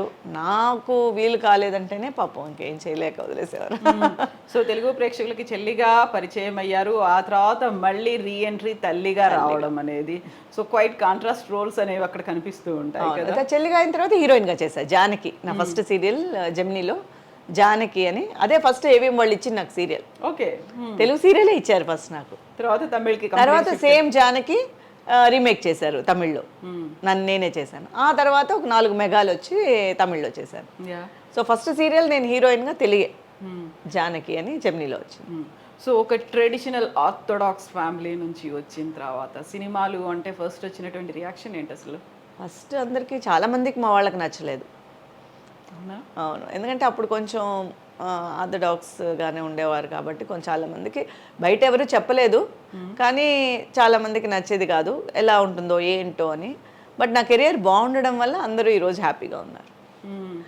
మేబీ కెరియర్ కనుక సరిగా నేను డిజైన్ చేసుకోలేకపోతే నాకు అలా ఒకవేళ అమరకపోతే మేబీ కష్టపడేవారేమో. బట్ ఈరోజు అందరూ హ్యాపీ. సో ఆ టైంలో మీనా కుమారి ఇలా సినిమాల్లోకి వెళ్తోందంట, ఎందుకు ఎందుకు ఎందుకు అనే క్వశ్చనే వచ్చేది. ఎందుకంటే నేను బేసిక్గా మా నాన్నగారు CA, సో నేను అకౌంట్సే తీసుకున్నా ఇంటర్ ఫస్ట్ ఇయర్లో. అవ్వచ్చు కదా, చదువుకోవచ్చు కదా, ఇది వచ్చేసి ఒక స్టాండర్డ్ అయిన జాబ్ కాదు కదా, మన ఇంట్లో ఎవరు లేరు కదా. బట్ ఏంటంటే మా కజిన్ అప్పటికే సినిమాటోగ్రఫర్. ఓకే. సో తను అప్పటికే ఫిల్మ్ స్టార్ట్ చేసి జీన్స్ తనే చేసింది, సెకండ్ కెమెరా మొత్తం అశోక్ కుమార్ గారితో. సో జీన్స్ తను మొత్తం అన్ని దేశాలు చూసి వచ్చేసింది ఫస్ట్ సినిమాకే. సో అశోక్ కుమార్ గారు, సుహాసిని గారు ఆయన శిష్యురాలే, విజయలక్ష్మి బిఆర్ విజయలక్ష్మి ఆయన శిష్యురాలే, విజయశ్రీ గారు కూడా ఆయన శిష్యురాలే. సో తను ఉండే దానివల్ల కొంచెం ధైర్యం ఉండేది, అంటే మనం ఏం తెలియకుండా అడుగు పెట్టలేదు కదా. సో మన వరకు మనమై వెళ్ళి మనమై అడిగి మనమై అవకాశాల కోసం ఎదురు చూడలేదు. సో తనని అడగడము, తను ట్రై చేసిందంటే తను అంటే చేస్తుంది అని చెప్పిన తర్వాత అదే చెప్తాం కదా, హీరోయినే అని ఉంటే ఒకవేళ ఏమైనా నేను చాలా కష్టపడాల్సి ఉండిందేమో, అవకాశాల కోసం నేను వెతుక్కోవాలని, హీరోయినే చేస్తానని ఒకవేళ రూల్స్ ఏమైనా పెట్టుకొని ఉంటే మేబీ కష్టపడాల్సి ఉండొచ్చేమో. నేను ఆ రూల్స్ పెట్టుకోలేదు కాబట్టి నాకు హ్యాపీగా ఇలా జరిగిపోయింది. కజిన్ ఏమో తెర వెనుక ఉంటారు, క్రూ మెంబర్గా ఉంటారు, బట్ మీరు మాత్రం. కానీ మేమిద్దరం కలిసి ఒక 2 సినిమాలే చేసాం. తను కెమెరామెన్గా చేసిన 2 సినిమాలకి మాత్రమే నేను వర్క్ చేశాను అనమాట, నేను దాంట్లో చేశాను. మిగతా అంతా తను మామూలుగా మాట్లాడడం వరకే. అండ్ సినిమాలో చేసి వచ్చినటువంటి అమ్మాయి పెళ్ళి అంటే ఆలోచిస్తారు అనేది ఉంటుంది కదా. ఫస్ట్ ఆలోచనే ఉండేది, కానీ మా అత్తయ్య గారు అబ్బాయి వాళ్ళు ఫిక్స్ అయిపోయారు కాబట్టి ఫస్ట్ నుంచి నన్ను చిన్నప్పటి నుంచి అనుకున్నారా? అందుకని ఆ ప్రాబ్లం నేను ఫేస్ చేయలేదు. ముందే చిన్నప్పుడే డిసైడ్ అయిపోయింది. వాళ్ళు డిసైడ్ అయిపోయారు. ఓకే, మీకు ఆప్షన్ లేకుండా చేశారా? నాకు అసలు ఏ ఆప్షన్ ఇవ్వలేదు. సో నేను మొత్తం నా కెరియర్ మీద నేను కాన్సన్ట్రేట్ చేసుకున్నాను. సో పర్సనల్గా ఇలాంటి విషయాల మీద నేను ఎప్పుడు కాన్సన్ట్రేట్ చేయలేదు. అన్నీ నా ప్రమేయం లేకనే అన్నీ అయిపోయాయి. కాకుండా అప్పటికే మీరు ఈ గ్లామర్ ప్రపంచంలోకి వచ్చేసారు, ఎవరెవరు ఏంటి అనేది తెలుసు, ప్రతి ఒక్కటి తెలిసిన తర్వాత. అంతకుముందే నేను వాళ్ళకి ఒక కోడల కింద ఫిక్స్ అయిపోయాను కాబట్టి వాళ్ళలో ఒక మనిషి అయిపోయాను నేను. అవునా? యూజువల్ గా ఇక్కడికి బయటకు వచ్చి ఈ ప్రపంచాన్ని చూసిన తర్వాత లేదు సంబంధం కుదిరిచాము ఇలాగే చేసుకోవాలి. నేను చాలా మంచి కిడ్ యాక్చువల్గా. అమ్మ నాన్న చెప్పిన మాట పెద్దవాళ్ళు చెప్పింది యాజ్ వింటాను నేను. ఫస్ట్ నుంచి నాకు అది అలవాటు ఉంది. సో వాళ్ళు ఏం చెప్తే నా లైఫ్లో అలా జరిగిపోయింది. సో జరిగిపోయినవన్నీ నా మంచిగా జరిగాయి అనమాట. ఓకే, ఆ ఫ్యామిలీ హస్బెండ్ ఫ్యామిలీ వాళ్ళు చాలా అండర్స్టాండింగ్. వాళ్ళ అబ్బాయి కదా ఇప్పుడు ఎవరైతే నేను మ్యారేజ్ చేసుకున్నా వాళ్ళ చెల్లెలే సినిమాటోగ్రఫర్. ఓకే ఓకే, బాగా కలిసి వచ్చింది. అలాగే బాగా ఆ ఫ్యామిలీ ఫుల్ గా నన్ను ఫస్ట్ వాళ్ళు యాక్సెప్ట్ చేసిన తర్వాతే నేను ఈ ఫీల్డ్ లోకి వాళ్ళు నన్ను దించారు. పర్మిషన్ తీసుకున్నారు ఫస్ట్. తను కూడా మీ కజిన్ కూడా రికమెండ్ చేసి ఉంటుంది. సో వాళ్ళు నాకు ఎప్పుడు అసలు ఆ జోన్ నాకు ప్రాబ్లమే రాలేదు. ఓకే, అలా రానే లేదు. సో పెళ్ళైన తర్వాత కూడా షూటింగ్స్ అని వెళ్ళడం అంటే నాకు వాళ్ళే సపోర్ట్ చేసేవారు. మా మావయ్య గారు నాతో వచ్చేవారు, మా అత్తయ్య గారు నాతో వచ్చేవారు. ఓకే, సో నాకు మెయిన్ సపోర్ట్ వాళ్ళే. ఎందుకంటే మా అమ్మ నాన్నగారు ఆల్రెడీ చెప్పేశారు, మీ ఇష్టము, ఇంకా మీకు ఇచ్చేసాము, మీరు పెళ్లి చేసుకుంటున్నారు అనేసి. మీరేం చెప్పినా తను వింటుంది అంతే. సో వాళ్ళు ఎలా చెప్తే నేను అలా వినేదాన్ని. ఒకటి ఏంటంటే యాక్ట్ చేయడం వరకు మాత్రమే నాకు ఇండివిజువల్ ఇది ఉండేది. ఆ క్యారెక్టర్ ఏంటి, ఎలా యాక్ట్ చేయాలి, కాస్ట్యూమ్స్ ఏంటి, దీని మీద ఒక్కటే నాకు అవగాహన కావాలన్నమాట. మీ ఇంకా దేని గురించి నాకు అవసరం లేదనమాట ఇంట్లో. అలా ఉండేదాన్ని. హస్బెండ్ వచ్చేవాళ్ళ మరి? ఒక్కొక్కరు చాలా తర్వాత లేటర్. ఫస్ట్లో వచ్చేవారు కాదు. ఫస్ట్లో మావయ్య గారు ఎక్కువ వచ్చేవారు, అత్తయ్య గారు వచ్చేవారు, అమ్మ వచ్చేవారు అప్పుడప్పుడు. తర్వాత లేటర్. ఓకే, మీరు షూటింగ్ స్పాట్లో అక్కడ లొకేషన్లో ఉన్నప్పుడు మా మామగారు మా అత్తగారు అని చెప్తే ఎలా ఉండేది? అంటే అందరూ ఏమనుకునేవారంటే యాక్చువల్గా నాన్నగారు అలా, ఎందుకంటే అందరితో వాళ్ళే వస్తారు కదా. సో అలా అనుకునేవారు. నేను కూడా ఆ భయం ఉన్నిలే. సో ఎవరో అంటే ఆ భయం ఉండదు కదా, మనకి ఆ భయం ఉంటుంది. ఇప్పుడు అది నెసెసిటీ కాదు. నేను చేసే యాక్టింగ్కిను నేను చేసే కథాపాత్రానికి నాతో వచ్చేవాళ్ళు ఎవరు అనేది ఇంపార్టెంట్ కాదు వాళ్ళకి. నేను పెద్ద ఎవరితో మనం షేర్ చేసుకునేదాన్ని కాదు. అలాగే అనుకోని లేను, నాన్నే అనుకోని. So what is your husband? ఆయన చాలా కూల్. ఆయన కూడా యాక్సెప్ట్ చేశారు. తర్వాత అంటే మా అత్తయ్య గారు మావయ్య గారు ఉండే స్ట్రాంగ్నెస్ వల్ల ఆయన మీరు చూసుకుంటున్నారు కదా, మీరు చూసుకుంటానంటున్నారు కాబట్టి నాకు ప్రాబ్లం లేదు. అందులో వాళ్ళ చెల్లే కదా. సో నన్ను దించింది వాళ్ళ చెల్లే కాబట్టి దే ఆర్ హ్యాపీ. ఏం చేస్తుంటారు హస్బెండ్? ఇప్పుడు కొంచెం మాకు తిరుపతి దగ్గర ల్యాండ్స్ అది ఉంది, అది చూసుకుంటున్నారు. టోటల్గా ఫస్ట్ నుంచి మాకు ఒక స్టూడియో ఉండేది ఇక్కడ చెన్నైలోనే. స్టూడియో పెట్టాం ఫస్ట్.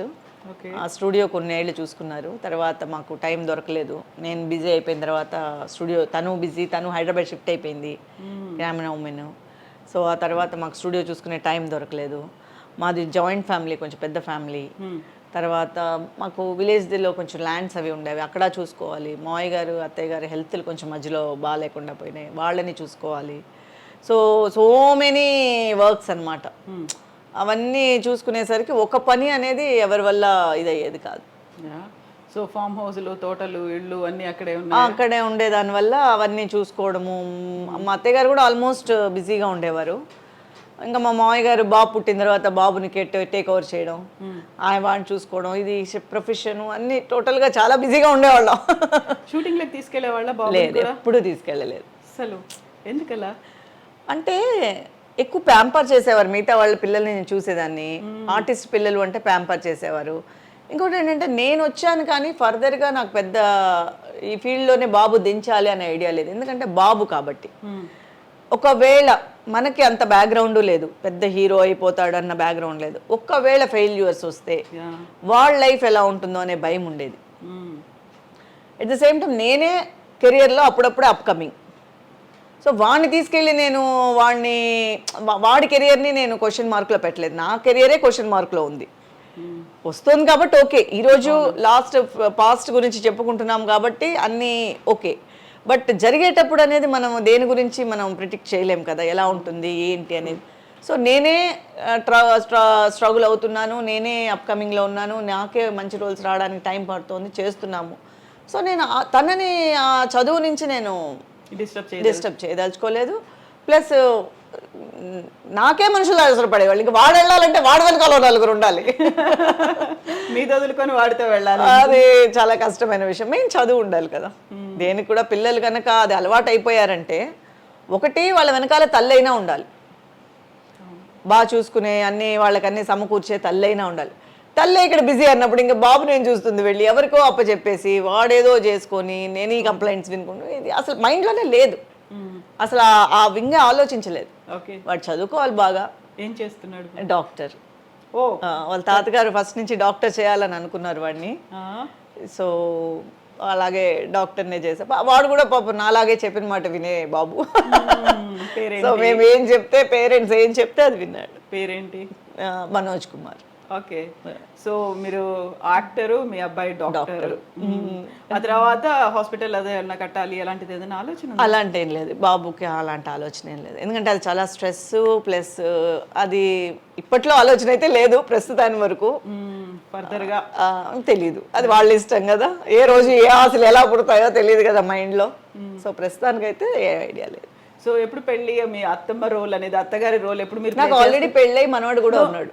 ఆ రోల్ కూడా అయిపోయింది. ఆ రోల్ కూడా. ఎందుకంటే మా అత్తయ్య గారు వాళ్ళు ఉన్నప్పుడే బాబుకి వాళ్ళు చాలా అంటే అన్ని వాళ్ళే చూసుకుంటున్నారు కాబట్టి త్వరగా పెళ్లి చేసేయాలి అని అనుకున్నారు. వాళ్ళ ఇష్ట ప్రకారమే చేశారు. నానమ్మ రోల్ కూడా ప్లే చేశారు. నానమ్మ రోల్ కూడా వచ్చేసింది. రోల్స్ అన్ని అయిపోయింది. మొన్న 1 year అయింది బాబు. ఓకే. వాడికి సో నానమ్మ కియాన్ష్. ఓకే. సో ఆ టైటిల్ కూడా వచ్చేసింది. అన్ని రోల్స్ ప్లే చేస్తున్నారు, సింగిల్ హ్యాండెడ్ గా ఇవన్నీ చేస్తూ ఉన్నారు. ఇప్పుడు వాడికి వాళ్ళ అమ్మగారికి ఇంట్రెస్ట్ ఉంది, చిన్నవాడిని చేయించాలి అని వాళ్ళ అమ్మకి ఇంట్రెస్ట్. మరి అది ఎంతవరకు వర్కౌట్ అవుతుందో తెలియదు. మీరేమైనా రికమెండ్ చేస్తారా? రికమెండ్ చేస్తే వచ్చేవి కాదండి ఇవన్నీ. నాకు తెలిసి రికమెండేషన్ మీద వస్తుంది అని నేను అనుకోను. మేబీ 10లో 1 రావచ్చేమో, కానీ మనం సక్సెస్ అవ్వాలంటే మాత్రం రికమెండేషన్ అనేది ఏం వర్కౌట్ అవ్వదు. అలా అనుకుంటే అందరు యాక్టర్స్ పిల్లలు హీరోలు అయిపోరు. అవును. సో వాళ్ళ ఇండివిజువాలిటీ. చిన్న బాబు కాబట్టి మనం ఏదో యాడ్స్ గీడ్స్ అలాంటివి ఏమైనా చెప్తాం, కానీ ఫర్దర్ ఏంటి అనేది మనకు తెలియదు. సో ఈ ఫిల్మ్ ఇండస్ట్రీలో పెద్దగా యాక్టింగ్కి టచ్ లేని ఒక ఫ్యామిలీ నుంచి వచ్చిన మీరు ఇక్కడ నిలదొక్కుకోవడం అంటే ఓకే, కాకపోతే స్ట్రగుల్స్ అనేవి ఉంటాయి కదా day to day. So Meena Kumari నుంచి మేము ఇది ఎక్స్పెక్ట్ చేసాము, ఇలా లేదు, మీనా కుమారి రెస్ట్రిక్షన్స్ పెట్టుకుంటుంది, ఇలాంటివి ఏమైనా ఉన్నాయా మీరు ఫేస్ చేసినవి? రిస్ట్రిక్షన్స్ అంటే సినిమా వరకు వచ్చి ఆ కాస్ట్యూమ్స్ అవన్నీ తను సెట్ అవ్వదు, హీరోయిన్ మెటీరియల్ కాదు, తను యాక్సెప్ట్ చేయదు దేనికి అనే వాళ్ళే వెనకాల మాట్లాడుకునేది చేసేవారు. సీరియల్ సంబంధించినంతవరకు అలాంటి ప్రాబ్లమ్స్ ఏమి ఎక్కువ లేవు. మామూలుగా మనకి ఏంటంటే మెయిన్ ఒక కరెక్ట్గా వెళ్ళడం అంటే కొంచెం కష్టం ఎక్కువ ఉంటుంది సీరియల్స్లో. ఎందుకంటే పొద్దున్న 7కి వెళ్ళిపోతాము, రాత్రి 9:30, 10 అవుతుంది. పర్ డే 2 episodes టార్గెట్ ఉంటుంది. సో ఇది చేసేసరికి అయిపోతుంది మన పని, స్ట్రెస్ అయిపోతుంది, తీసేవాళ్ళే స్ట్రెస్ అయిపోతారు. సో సీరియల్స్లో అలాంటి పెద్ద ప్రాబ్లమ్స్ ఏం లేవు. సో మామూలుగా ఫిల్మ్ ఇండస్ట్రీకి ఎవరైనా వచ్చారు అంటే అమ్మాయిలు రాగానే వాళ్ళు కమిట్మెంట్ అడుగుతారు, కాస్టింగ్ కౌన్సిల్ ఉంటాయి. అదే అందుకే నేను అంటున్నాను, మా వరకు మా ముందు ఒక సర్కిల్ ఉండేది కాబట్టి వాళ్ళు యాక్సెప్ట్ చేస్తేనే అలాంటివి కొన్ని జరిగేవి. పేరెంట్స్ యాక్సెప్ట్ చేస్తేనే ముందుండే ఆర్టిస్టులకి వాళ్ళు ఆ టైప్లో ఉంటేనే, ఒకవేళ వాళ్ళు అలా చేయాలి, వాళ్ళు అలా రావాలి అని వాళ్ళు ప్లాన్ చేసుకొని ఉంటేనే అలాంటివి జరిగేవి.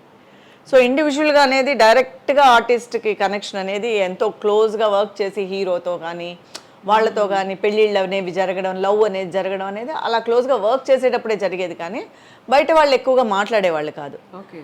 నా పరిస్థితులు అన్నీ ముందు నుంచే లిఖించబడి ఉంది కాబట్టి అలాంటి లిఖితాలు ఏం లేవు.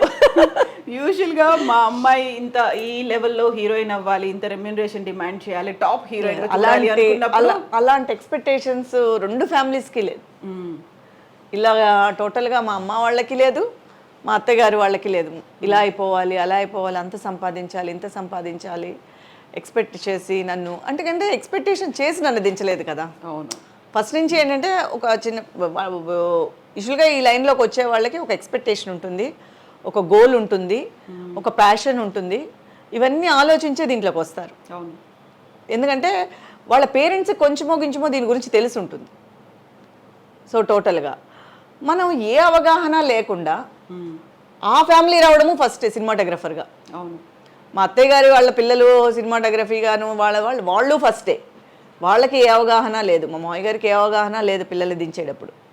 సో ఆయన ఏదో వాళ్ళ టాలెంట్కి ఇది బాగుంటుంది అని చెప్పి తీసుకున్న నిర్ణయాలే కానీ ఏదో ఇలా సంపాదించేయచ్చు, అలా సంపాదించేయచ్చు, అలా సెటిల్ అయిపోవచ్చు, ఇలా సెటిల్ అయిపోవచ్చు, ఇలా తీసుకెళ్ళాలి, అలా తీసుకెళ్ళాలి అనేది ఏం లేదు. ఆయన ఫెయిల్యూర్ అయినా కూడా సంతోషంగానే స్వీకరించేవారు. ఓకే. బయట పో అన్నారంటే కూడా పోతే పోన్నాడు అంతే కదా, వీళ్ళు కాకపోతే ఇంకోళ్ళు పిలుస్తారు లేరా ఇంటికి రా, ఓకే, ఆ టైప్ ఆఫ్ మనుషులు. కానీ అయ్యో మనం ఏం చేస్తే దీంట్లో సక్సెస్ అవుతాము అనేది ఈ ఫీల్డ్ మీద అంత ఎక్స్పెక్టేషన్స్ అనేది లేదు. మా ఇంట్లో బేసిక్గానే ముందు నుంచి లేదు. సరే ఓకే ఏదో వెళ్తోందే కానీ సో టోటల్గా ఇది పెద్ద హీరోయిన్ అవ్వాలనేది ఎవరి మైండ్లో లేదు. కానీ ఈ సీరియల్స్ వల్ల హీరోయిన్ అయిపోవడం, సీరియల్స్ మంచి ఫస్ట్ టైం రావడం వల్ల మంచి మంచి కథలు రావడం, అందరి మనసులో ఆ కథాపాత్రాలు ఉండిపోవడం వల్ల మేము అలా ఒక వెలిగిపోయాం. సో యూజువల్గా ఈ ఫిల్మ్ ఇండస్ట్రీకి వచ్చిన వాళ్ళను కొత్తలో ఎక్స్ప్లాయిట్ చేస్తారు. అక్కడ ఉన్నటువంటి పిఆర్ కావచ్చు, ఆ టీమ్ కావచ్చు, మీరు చెప్పినట్టుగా కొంతమంది పేరెంట్స్ కావచ్చు. సో అలాంటివి చూసినప్పుడు ఏమనిపిస్తుంది మీకు? భయం వేస్తుంది. ఒక విధంగా చెప్పాలంటే అలాంటివన్నీ విన్నప్పుడో చూసినప్పుడో ఒక విధమైన షివరింగ్ లాగా, భయం లాగా అనిపిస్తుంది. అంటే ఇష్టం లేని పనిని ఎందుకు చేయాలి మనం? అది వాళ్ళు కోరుకొని చేస్తే అది వేరు. ఇప్పుడు ఎవరైనా ఇష్టపడి ప్రేమించి లవ్ చేసుకొని ఇది చేయడం చేస్తేనే ఇది నీకు కమిట్మెంట్ అడిస్తేనే, నువ్వు ఇలాగ ప్రవర్తిస్తేనే నీకు ఇది వస్తుంది, ఏదో నువ్వు యాక్ట్ చేస్తే చాక్లెట్ ఇస్తా అన్నట్టుగా అలాగా చెప్పేవాళ్ళు చూస్తే నాకు ఫస్ట్ ఆఫ్ ఆల్ అది చాలా రాంగ్ అనిపిస్తుంది. అంటే వాళ్ళ ఈక్వేషన్స్ వాళ్ళకు ఉండొచ్చు, బట్ ఇష్టం లేని పనిని చేయడం అనడం అనేది కష్టం. అదే కొంతమంది గోల్ ఉంటుంది, మేము ఎలాగైనా కూడా మేము పైకి రావాలి, అది వాళ్ళ పర్సనల్, వాళ్ళ ఇష్టం. అది అక్కడ మనం ఏమీ చెప్పలేం. కానీ ఫోర్స్ అనేది ఉంటుంది కదా, ఫోర్స్ అనేది మాత్రం చాలా వినడానికి కూడా చాలా భయంకరమైనది అది. అవును. చాలా మంది బయటకు వచ్చి మాట్లాడిన తర్వాత ఒక ఫిల్మ్ ఇండస్ట్రీ కూడా డివైడ్ అయినటువంటి పరిస్థితి ఉంటుంది. ఎంతమంది హెల్ప్ చేస్తారు, మాకు మా వాయిస్ వినిపిస్తే మమ్మల్ని టార్గెట్ చేసి పక్కన పెట్టేస్తారేమో. ఎందుకంటే ఎప్పుడు కూడా ఒక కాంపిటీషన్ ఉన్నప్పుడు చాలా మంది ఉంటారు. రాను రాను మనకి ఇప్పుడు మేము చేసిన కథాపాత్రలో ఇదే ఒక హీరోయిన్గా కనుక కాంపిటీషన్ ఉండుంటే డెఫినెట్గా ఒక జెలస్ అనేది ఉంటుంది, ఒక ముందుకెళ్ళాలి. ఇప్పుడు మనం ఎంతో కష్టపడితే కానీ ఒక లెవెల్ వరకు వెళ్ళలేము, అది కాపాడుకోవడానికి మళ్ళీ దాన్ని ప్రయత్నించాలి. సో ఈ ట్రావెలింగ్లో చాలా కష్టాలు వస్తాయి మనకి. అప్పుడు ఏమవుతుందంటే ఏదో కష్టం, ఏదో అవసరానికి ఏదో చేసి ఉంటారు, తర్వాత దాని గురించి మోసపోయి ఉంటారు, దాని గురించి ఎవరితో చెప్పుకోవాలో తెలియక మీడియాతో చెప్పుకొని ఉండొచ్చు. కానీ అప్పుడు ఏం ప్రయోజనం అవన్నీ చెప్పుకొని? మీడియాతో చెప్పుకోను, లేకపోతే జరిగిపోయిన దాని గురించి నువ్వు నలుగురితో మాట్లాడుకోను. నువ్వు ఆ సంఘటన రోజు నువ్వు యాక్సెప్ట్ చేసే కదా. మనం ఒక ప్లేస్కి గొడవ జరుగుతోంది, ఆ గొడవ ఏంటి అని తొంగి చూసాం, వెళ్ళి గొడవలో మనం ఉన్నాము. సో ఆ తర్వాత నన్ను గొడవలో పెట్టేశారు అంటే ఆ గొడవ ఏంటనేది నువ్వు అనుకునే కదా అక్కడికి వెళ్ళాము. సో అవి కొంతమందికి ఇన్నోసెంట్లో జరిగిపోతాయి. ఇప్పుడు కొంతమందికి అసలు ఏది తెలియదు, ఇన్నోసెంట్గా తగులుకుంటారు. అలా చాలామంది ఉన్నారు. నేను విన్న చాలామంది ఇదే అసలు వాళ్ళకి ఏం చెప్పుండరు. కోడంబాకం, వడపల్లిని సినిమా అనగానే వచ్చేస్తుంటారు మొత్తం అక్కడి నుంచి. ఇక్కడికి వచ్చిన తర్వాత మళ్ళీ ఇంటికి వెళ్ళలేని పరిస్థితి. సో వాళ్ళు రాంగ్ గైడెన్స్లో పడిపోతారు. రాంగ్ గైడెన్స్లో పడి వాళ్ళు చెప్పింది వినాల్సిన పరిస్థితి వచ్చేస్తుంది. సో అలాంటి వాళ్ళది మాత్రం చాలా కష్టంగా, వాళ్ళు దానికి ఆ తర్వాత అలవాటు పడిపోయి ఉంటారు, ఆ లైఫ్కి వాళ్ళు అలవాటు పడిపోయి ఉంటారు. సో అలా చాలామంది ఆర్టిస్టులు అక్కడి నుంచి వచ్చేసిన వాళ్ళు, ఇక్కడ ఉన్నవాళ్ళు. మెడ్రాస్లోనే ఆ కథలు ఎక్కువేమో. ఇప్పుడు ఈ మధ్య హైదరాబాద్లో కూడా అయిపోయి ఉంటుంది, ఎందుకంటే మనకి షిఫ్ట్ అయింది కదా. అక్కడ కూడా చాలామంది ఊర్ల నుంచి వచ్చి మొన్న సీరియల్స్కి వెళ్తూ ఉంటే కూడా చాలామంది మేము అలా అనుకుని వచ్చేసాము, మేము ఇలా అయిపోవాలి. ఇప్పుడు చాలామందికి ఇంట్రెస్ట్ ఉంది. యాక్టింగ్ చేయాలని, ఆర్టిస్ట్ అవ్వాలని, పెద్ద పెద్ద కళలు కానీ ఇప్పుడు చాలామందికి అప్పటికన్నా పర్సంటేజ్ ఇప్పుడు ఎక్కువ ఉంది. నాకు తెలిసి మా ముందు జనరేషన్ వాళ్ళకి మదర్స్ చెప్తేనే, లేకపోతే ఎవరో ఒకళ్ళు ఇద్దరు వచ్చేవాళ్ళు. అప్పుడు యాక్ట్ చేస్తావా అని అడిగారు. ఇప్పుడు నేనే యాక్ట్ చేస్తానని 100 మంది లైన్లో ఉన్నారు. అవును. కాంపిటీషన్ ఇప్పుడు ఎక్కువగా ఉంది. ఇప్పుడు ఎవరు అడగట్లేదు నువ్వు యాక్ట్ చేస్తావా అని, వాళ్ళ రూల్స్ చెప్తున్నారు. నువ్వు ఇలా చేస్తేనే నీకు యాక్టింగు, నువ్వు ఇలా ఉంటేనే నీకు యాక్టింగు, నువ్వు ఇలా ఉంటేనే వాళ్ళు చెప్తున్నారు. ఒకప్పుడు మనం విన్న వాళ్ళంతా ఇంతకు ముందంతా ఏంటంటే చేస్తావా, నువ్వు ఈ రోల్కి సూట్ అవుతావు అని అడిగేవారు. ఇప్పుడు మొత్తం సినారియో మారిపోయింది. నేను అదే అడుగుదాం అనుకున్నాను. ఇప్పుడు మీరు 3 లాంగ్వేజ్లో చేశారు, తెలుగు, తమిళం, మలయాళంలో చేసినప్పుడు ఇలాంటి ఇన్సెక్యూరిటీ లేకుంటే ఇలాంటి సిస్టమ్ అనేది ఏ లాంగ్వేజ్లో ఎక్కువగా ఫేస్ చేస్తున్నారనిపించింది మీకు? నేను అదే నేను చెప్తాను కదా, నేను మీకు కాదు, అదే మామూలుగా మామూలుగా జనరల్గా ఏ లాంగ్వేజ్లో ఉంది అంటే మనకి కాంపిటీషన్ ఎక్కువ ప్రతి ఫీల్డ్లోనూ ఉంది, ప్రతి ఇదిలోనూ ఉంది. ఎక్కడా నేను చెప్పలేము. మనం అసలు నిజం చెప్పాలంటే సినిమా రంగం అనే కాదు, అన్ని రంగాల్లోనూ ఉందనిపిస్తోంది ఇప్పుడు. ఇప్పుడు జనరేషన్ తీసుకుంటే సినిమా ఒక్కటే ఇది ఫేస్ చేయటం లేదు, ప్రతి వాళ్ళు ఫేస్ చేస్తున్నారు. అది వాళ్ళ పర్సనల్ అయిపోయింది. ఎట్ ద సేమ్ టైం ఇప్పుడు అమ్మాయిలు కూడా they are willing to do వాళ్ళ ఇంట్రెస్ట్ మీద వాళ్ళకి ఏం కావాలో వాళ్ళు చేసుకుంటున్నారు. అవును. ఈవెన్ పేరెంట్స్ చెప్పినా కూడా వినే పరిస్థితులు ఎవరు లేరు. ఎందుకంటే ఇండివిజువాలిటీ ఎక్కువైపోయింది, వాళ్ళ డెసిషన్ మేకింగ్స్ అన్నీ వాళ్ళవే అయిపోయినాయి, వాళ్ళకి ఏం కావాలో వాళ్ళే డిసైడ్ చేసుకుంటున్నారు. సో ఇప్పుడు ఇవన్నీ చెప్పడానికే లేదు. అదే చెప్తున్నాను కదా, ఇది రైట్ ఇది రాంగ్ అనే లేదు. ఇప్పుడు వచ్చే పిక్చర్స్ కూడా మీరు చూసారంటే, మొన్న ఏదో 2-3 సినిమాలు చూశాను, జస్ట్ ఇప్పుడు జరిగేది యాజ్ ఇట్ ఈస్ అలాగే తీస్తున్నారు. ఇంతకుముందు అలాంటివి తీయాలంటే భయపడేవారు. ఒక డేటింగ్ని తీయాలంటే భయపడేవాళ్ళు. ఇంతకుముందు సినిమాలో చూపించేవారు కాదు, నిజంగా జరుగుతున్నా కూడా సినిమాలో చూపించేవారు. ఇప్పుడు డేటింగ్ బయట ఓపెన్గా చూపిస్తున్నారు, సినిమాల్లోనే చూపిస్తున్నారు. సో ఎవరు దేనికి భయపడట్లేదు, వాళ్ళ ఇష్టం అయిపోయింది ఇప్పుడంతా. సినిమాలు, సీరియల్స్, తర్వాత వెబ్ సిరీస్లు, దాంట్లో ఇంకా ఎక్కువ అసలు నో కంట్రోల్ అనేది ఉంది, సెన్సర్షిప్ అనేది లేదు అనేది. అవును, ఎందుకంటే మొన్న ఒకసారి ఒక వెబ్ సిరీస్ అడిగారు, ఏదో ఒక మర్డర్ అవుతుంది, మీరు మిమ్మల్ని మర్డర్ చేస్తారని. నా మర్డర్ అయ్యేది ఇప్పుడు మామూలుగా నాకు తెలిసి మర్డర్ అంటే ఎలా చేస్తారు, మామూలుగా ఏదో ఎవడో వస్తాడు, గొంతు మూసేస్తాడు, కత్తితో పొడి చేస్తాడు, మర్డర్ అయిపోతుంది. వాడేంటి శాడిజము, వాడి మర్డర్ డిఫరెంట్గా చేస్తాడని ఏదేదో చెప్పారు స్క్రీన్ ప్లే.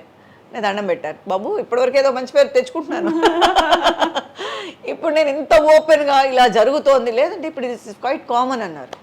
ఇంత కామన్ అయిన విషయాలు నేను చేయలేను, ఓకేనా అంటే ఆ స్క్రిప్ట్ చెప్పేటప్పుడు కూడా అంత ఓపెన్గా చెప్తున్నారు, యాక్సెప్ట్ చేసేది కూడా అంత ఓపెన్గా యాక్సెప్ట్ చేస్తున్నారు. True true. అందులో ఇప్పుడు వచ్చే జనరేషన్ కూడా ఇప్పుడు జస్ట్ 20 years పిల్లలు వచ్చినప్పుడు కూడా వాళ్ళు ఏమీ చెప్పట్లేదు. నేను ఒక హీరోయిన్గా చేశాను, హీరో అక్కగా, అమ్మాయి అంటుంది వాట్ ఈస్ దిస్ యా, ఎక్స్పోజింగే లేదు, రేపొద్దు నాకు ఏం సినిమాలు వస్తాయి ఇలా చేస్తే, సేపు ఓణీ కట్టుకోని, విలేజ్ సబ్జెక్ట్ అది, ఓణీ కట్టుకొని కవర్ చేసుకుంటే రేపొద్దు నాకు ఏం సినిమాలు వస్తాయంటుంది. సినిమా చేసి లాభం ఏంటి నేను. సో వాళ్ళ థాట్ అలా ఉంది ఇప్పుడు.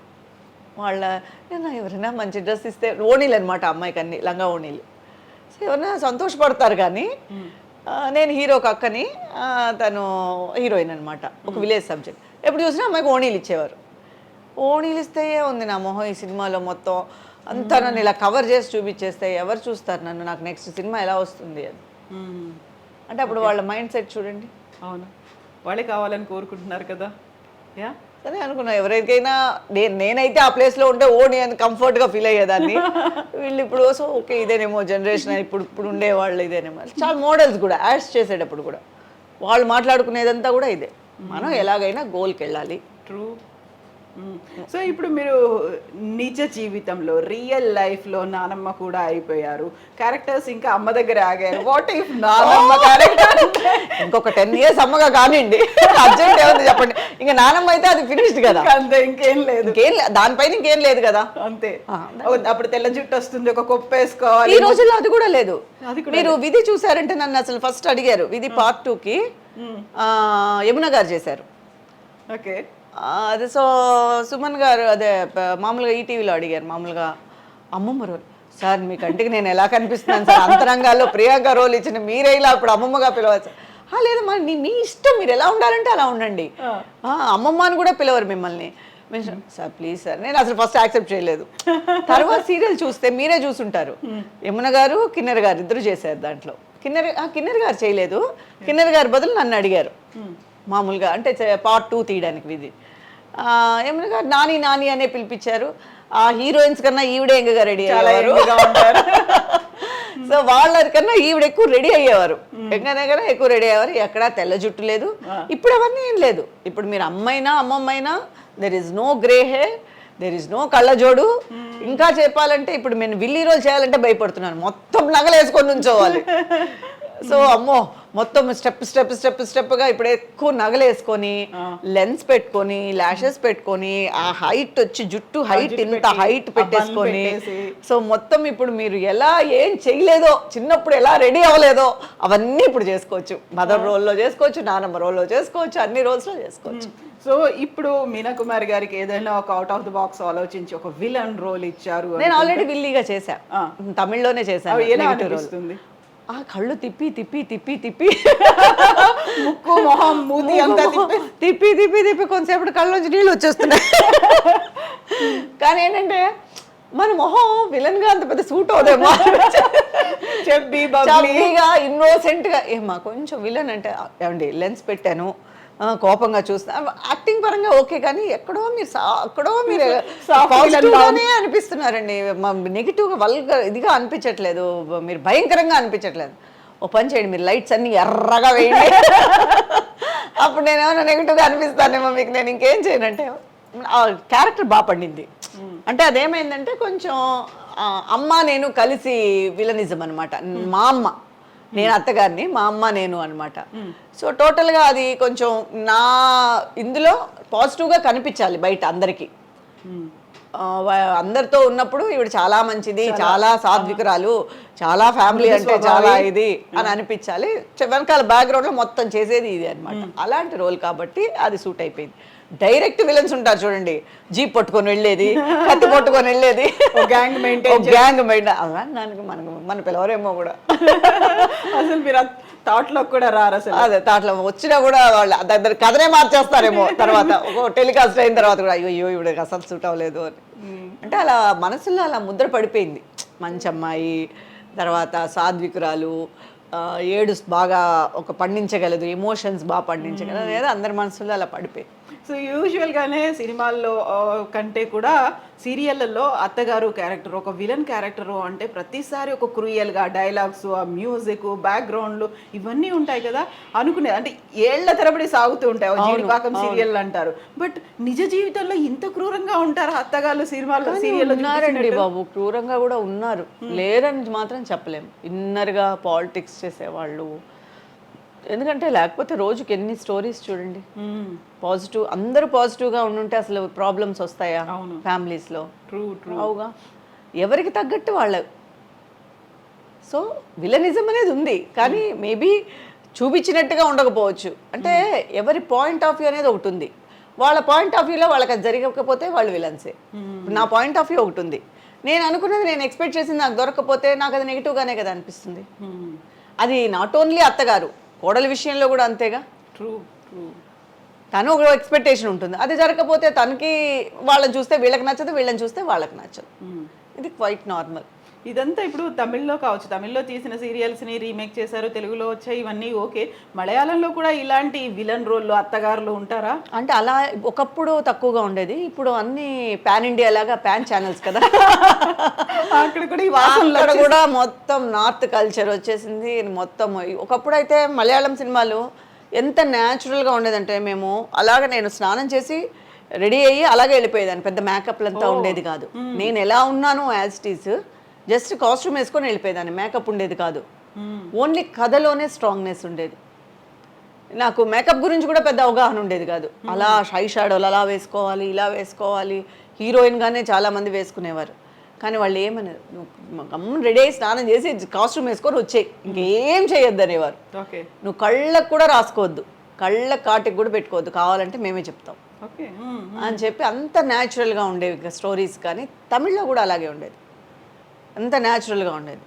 ఇప్పుడు మొత్తం జీ వాళ్ళు వీళ్ళు మొత్తం నార్త్ Take over ఛానల్స్ చేసుకుందా? టేక్ ఓవర్ చేసుకున్న తర్వాత ఇప్పుడు అన్నిట్లోనూ ఒకటే స్టైల్.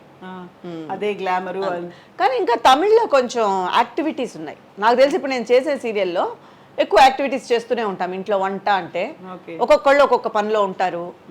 ఆ యొక్క ఇన్సిడెంట్ జరిగితే అందరు రావడం, లేదా హాల్లో ఉన్నప్పుడు అందరూ తలో పనిలో ఉండడం. కానీ తెలుగులో అలా లేదు. యాక్టివిటీసే చాలా తక్కువ నేను చూసింది. ఓకే. ఎందుకంటే అందరూ నుంచోవడం, గ్రాండ్గా చీరలు కట్టుకోవడం, గ్రాండ్గా richness నగలేసుకోవడం చూపించడం. అలాగే ఉండేది. కానీ యాక్టివిటీస్ చాలా తక్కువ ఉంటాయి. కానీ ఇక్కడ కొంచెం యాక్టివిటీస్ ఉన్నాయి. ఎందుకంటే రెండిట్లోనూ నేను గమనించింది అదే. నేను అక్కడికి వెళ్తాను కదా, ఇలా ఎంతసేపు సోఫాలో కూర్చోండి, ఇక్కడ నుంచోండి అంటే నేను ఏదైనా పని చేస్తాను, నేను ఏదైనా అంటే నేను ఖాళీగా ఉన్నాను కదా, నేను ఏదైనా యాక్టివిటీ చేస్తాను అంటే వద్దు మీరు అలా ఓకే. చీర నలగకుండా అలా అయ్యో అలాగా అంటే క్యారెక్టర్ పని చేయదా పని చేస్తాను. లేదు మనం మళ్ళీ ఇచ్చేద్దాంలేండి అని అంటే నా మొహమాటానికి అప్పుడు కొంచెం దాటేసేవారు. కానీ మళ్ళీ చూస్తే ఓహో ఇది ఇక్కడ ప్యాటర్న్ ఇదే, అక్కడ ప్యాటర్న్ అది. షాక్ అయితే అలాగే నుంచొని ఉండడం, దాంట్లోనే మొత్తం ట్రాలీ వెళ్ళడం. అంటే ఆర్ఆర్కి ఎక్కువ ఇంపార్టెన్స్ ఇస్తుంది మన తెలుగు. మామూలుగా ఆర్ఆర్కి ఎక్కువ ఇంపార్టెన్స్ ఇస్తే దాంట్లో క్యారెక్టర్ని నిలబెట్టాలని చూస్తారు, క్యారెక్టరైజేషన్ దాంట్లో తేవాలని చూస్తారు, మ్యూజిక్లోను, డ్రెస్సింగ్లోను, కథల డైలాగ్స్లోను. కానీ ఇక్కడ వచ్చే క్యారెక్టరైజేషన్ డైలాగ్స్లోనే ఎక్కువ, ఎక్స్ప్రెషన్స్ అనేవి డైలాగ్స్లో ఎక్కువ. ఇప్పుడు ఒక కన్నింగ్ క్యారెక్టర్ అంటే ఆవిడ మాట్లాడే మాటలు కూడా మాడ్యులేషన్, ఆవిడ కట్టు బొట్టులో మోడ్యులేషన్స్లో కూడా అలా అనిపిస్తుంది. అది ఒక్కొక్క.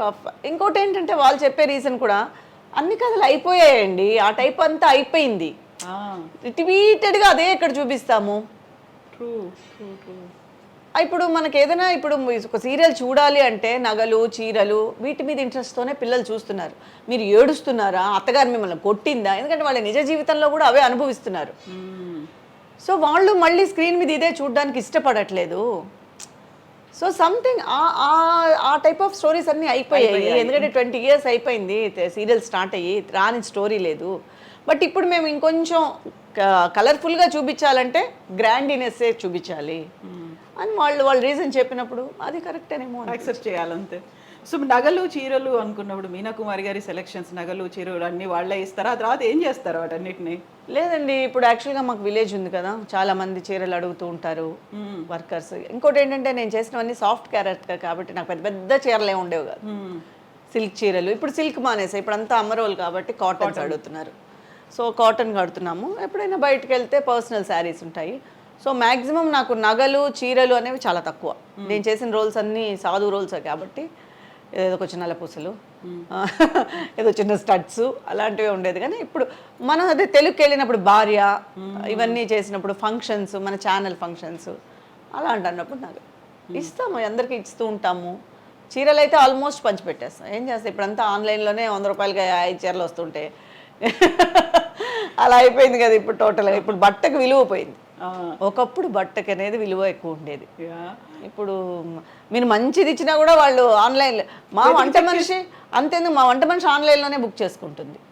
ఊర్లో మా ఫామ్ హౌస్లో మొత్తం మేము ఎలా అయితే మీషో, అమెజాన్ ఇలాంటివన్నిట్లో బుక్ చేస్తామో అది అలాగే బుక్ చేసుకుంటుంది. ఇంకా ఎక్కువ మాట్లాడితే ఇది బుక్ చేయండి అని అదే చూపించి మాకు పెడుతుంది. బిల్లు మాత్రం మీరు పెట్టండి, మీరు కట్టండి, నాకు ఇవి కావాలి అని. Okay okay. So sorry selection మీరే చేసుకుంటారా సీరియల్స్కి?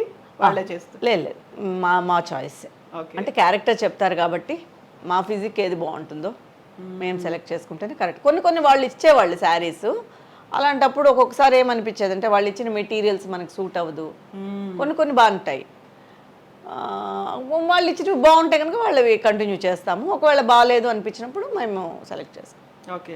సో ఇప్పుడు మీనా కుమారి అనగానే మనకు ఫస్ట్ బాలీవుడ్లో మదర్ ఇండియా మీనా కుమారి, అక్కడి నుంచి ఆల్రెడీ ఒక హీరోయిన్ మీనా ఉన్నారు, మీరు ఉన్నారు, ఇంకొక నాకు ఈ మధ్య చాలా మీనా గారి కాల్స్ అన్ని నాకు వచ్చేస్తాయి. నాకు ఇప్పుడంతా మీనా గారా అండి అంటే, మీనా గారా అంటే హీరోయిన్ గారి గురించి చేశాను, ఆవిడగా చేస్తుంటారు.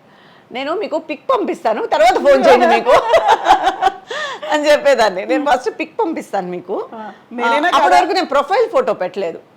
యూజువల్గా ప్రొఫైల్ ఫోటో పెడితే వాట్సాప్లో అన్నెసెసరీ కాల్స్ వస్తున్నాయి. అందుకని నేను ప్రొఫైల్ ఫోటో పెట్టలేదు. ఈ కాల్స్ చూసి నేనే ప్రొఫైల్ ఫోటో పెట్టేశాను. సో వాళ్ళు కొంచెం ఐడెంటిఫై చేసుకోవడానికి ఈజీగా ఉంటుంది కదా మాట్లాడుతున్నాము. నాకు ఆల్మోస్ట్ మీనా గారి గురించి 2 సినిమాలు రోల్స్ కూడా చెప్పేశారు. నేను రోల్ చెప్పినప్పుడే అనుకున్నాను ఏదో కొడుతోంది, ఎక్కడో తేడా కొడుతోంది నాకు, ఎక్కడో తేడా కొడుతోంది అనుకున్నాను. ఆ తర్వాత నేను అనుకున్నట్టే జరిగింది. సో మరి మిమ్మల్ని అక్కడ లొకేషన్ లో కావచ్చు ఏ పేరుతో పిలుస్తూ ఉంటారు? మీనా అనే పిలుస్తాను అంతే. సో మీనా అనగానే ఇప్పుడు తెలుగులో ఇంకో ఆ లొకేషన్ లో నేను ఒకదాన్నే కదా ఉంటాను. అంటే అన్ని మీనాలు ఒకే లొకేషన్ లో ఉండవుగా, ఉండరు. సో అక్కడ మీనా నేనే. సో తెలుగులో కూడా ఈవెన్ తెలుగులో కూడా మనకి సీరియల్ లో కూడా మీనా కుమారి ఇంకొకరు ఉన్నారు కదా. ఇంతమంది మీనాలు ఉన్నప్పుడు ఎవరు పేరు వాళ్ళకి కన్ఫ్యూజ్ అవుతుంది మేనేజర్స్ కి. నాకు ఇప్పుడు ఆ మీనాకు చేయబోయి కూడా నాకు చేస్తుంటారు. మరి నాకు చేయబోయే కాల్స్ వాళ్ళకి ఏమైనా వెళ్తాయో లేదో నాకు తెలియదు, కానీ అందరు మీనా కాల్స్ నాకు వస్తున్నాయి. ఓకే. సో యూజువల్ గా ఇదేదో ఒకసారి అన్నమయ్య సినిమాకు ఏదో అనుకుంటాను, కస్తూరి గారిని పెట్టాలి అనుకున్నప్పుడు రాఘవేంద్రరావు గారు ఒకరికి కాల్ చేయమంటే ఇంకెవరికో కాల్ చేశారు. వాళ్ళు వచ్చిన తర్వాత అరే నేను తనకు కాదు కదా వేరే వాళ్ళని అనుకున్నాను కదా అనుకుని వచ్చిన తర్వాత సర్లే కంటిన్యూ చేద్దామని చేసేసారనేది. అలాంటి ఇన్సిడెంట్స్ అలా రాలేదు, ఎందుకంటే నేనే ముందే క్లారిటీ ఇచ్చేస్తాను. వాళ్ళు చెప్పినప్పుడు నాకు కొంచెం మనకు పనిచేస్తుంది కదా, ఎక్కడో కొడుతుంది కదా తేడా. మీరు హైదరాబాద్లోనే ఉంటారు కదా అన్నప్పుడు మనం హైదరాబాద్లో ఉండము, మీరు ఎల్లుండి రాగలుగుతారా, ఆడిషన్ ఉంది. ఆడిషన్కి మనం ఎప్పుడు వెళ్ళింది లేదు, మన ఆడిషన్కి పిలుస్తున్నారంటే ఎక్కడో తేడా కొడుతుంది. లేదా ఎల్లుండి డబ్బింగ్ ఉంది వస్తారా, డబ్బింగ్ అసలు ఏం చేయనే లేదు, డబ్బింగ్ ఎందుకు పిలుస్తున్నారు వీళ్ళని. సో ఏదో చేసి ఉంటారు ఆవిడ, అందుకని డబ్బింగ్ పిలుస్తుంటారు. లేదండి మీరు కరెక్ట్గా నెంబర్ చూసుకోండి అని. ఓ సారీ మేడం పర్వాలేదులేండి. అందుకని ప్రొఫైల్ ఫోటో పెట్టేసా. గత కొన్ని నెలలుగానే పెట్టా ప్రొఫైల్ ఫోటో, సార్ చూసుకొని ఇలా చేస్తారు అని. ఈ ముగ్గురు మీనాలు ఎప్పుడైనా కలుసుకున్నారా మీరు? ఎప్పుడైనా షోస్లో కలుసుకోవడమే. మీనా అన్నప్పుడు చాలా తక్కువ. సో ఫన్నీ మూమెంట్స్ ఉంటాయి. అదే అనుకుంటాను. మీనా గారి రోల్స్ మనకు వచ్చేసినా కూడా పర్వాలేదు అనుకోవచ్చు, కానీ వాళ్ళు తప్పుగా అనుకోని పాపం మిస్గైడ్ అవ్వకూడదు కదా. ట్రూ. సో 2-3 స్టోరీలు, సినిమా స్టోరీల వరకు చెప్పేశారు నాకు. స్టోరీ చెప్పరే, ఫస్ట్ ఆఫ్ ఆల్ డేట్ ఉందా అని అడుగుతారు. సో స్టోరీకి వెళ్ళారు అంటేనే ఫస్ట్ మనం ఆలోచించాల్సిన విషయం. సో తర్వాత నేనే అన్నా పిక్ పంపిస్తాను, మళ్ళీ ఆయన ఓయో సో సారీ మ్యామ్ పర్వాలేదులేండి నాకు తెలుసు. నాకు తెలుసు మీరు నా కోసం కాల్ చేయలేదు. మిమ్మల్ని అప్రోచ్ అయ్యేవాళ్ళు డైరెక్ట్గా అప్రోచ్ అవుతారా? అంటే ఇంతకుముందు మా వాళ్ళని అప్రోచ్ అయ్యేవారు, ఇప్పుడు నన్నే అప్రోచ్ అవుతాను. ఇంతకుముందు అయితే నా దగ్గర ఉండేది కాదు ఫోన్. ఓకే. వాళ్ళే మాట్లాడేవారు. స్టోరీ విన్నప్పుడు మాత్రం నాకు ఇచ్చేవారు, క్యారెక్టరైజేషన్ గురించి, కాస్ట్యూమ్స్ గురించి, దాని గురించి. ఇప్పుడు ఇంకా అన్నీ నేనే. ఇంక ఇప్పుడు కూడా నమ్మకపోతే ఎలాగా, ఇన్నేళ్ల తర్వాత 25 years కంప్లీట్ అయిపోయాయి, వదలకపోతే ఎలాగా. సో ఆల్మోస్ట్ ఇప్పుడు అన్నీ నేనే చూసు. ఇంతకుముందు కూడా నాతో కూడా ఎవరో ఒకళ్ళు వచ్చేవారు. ఇప్పుడు నేను మలయాళం మానేసిన కారణం కూడా నాతో కూడా వచ్చేదానికి ఎవరు లేరని. లేకపోతే ఇప్పుడు కూడా నాకు మలయాళం ఆఫర్స్ ఉన్నాయి, రమ్మంటున్నారు. కానీ అంత దూరం వెళ్ళి ఇక్కడే ఉన్నప్పుడు, అప్పుడైతే కథలు బాగుండేది, హీరోయిన్ అన్నప్పుడు మనకి ఆ ఇంపాక్ట్, ఆ ఎనర్జీ లెవెల్స్ వేరేగా ఉండేవి అప్పుడు. ఇప్పుడు మనకి మదర్ అన్నప్పుడు అన్నిట్లోనూ మదర్ ఒకటిగానే ఉంటుంది. మదర్గా పెద్ద మీరు వ్యత్యాసం ఏం చూపించలేరు. హీరోయిన్గా అయితే డిఫరెంట్ మొగుళ్ళు వస్తారు, డిఫరెంట్ ఫ్యామిలీ ఉంటుంది, మీకు కొంచెం వేరియేషన్స్ ఉంటుంది క్యారెక్టరైజేషన్ చేయడానికి. మదర్గా ఏముంటుంది చెప్పండి. అవును. సో మ్యాక్సిమం పిల్లల్ని సపోర్ట్ చేయడమే. అవును.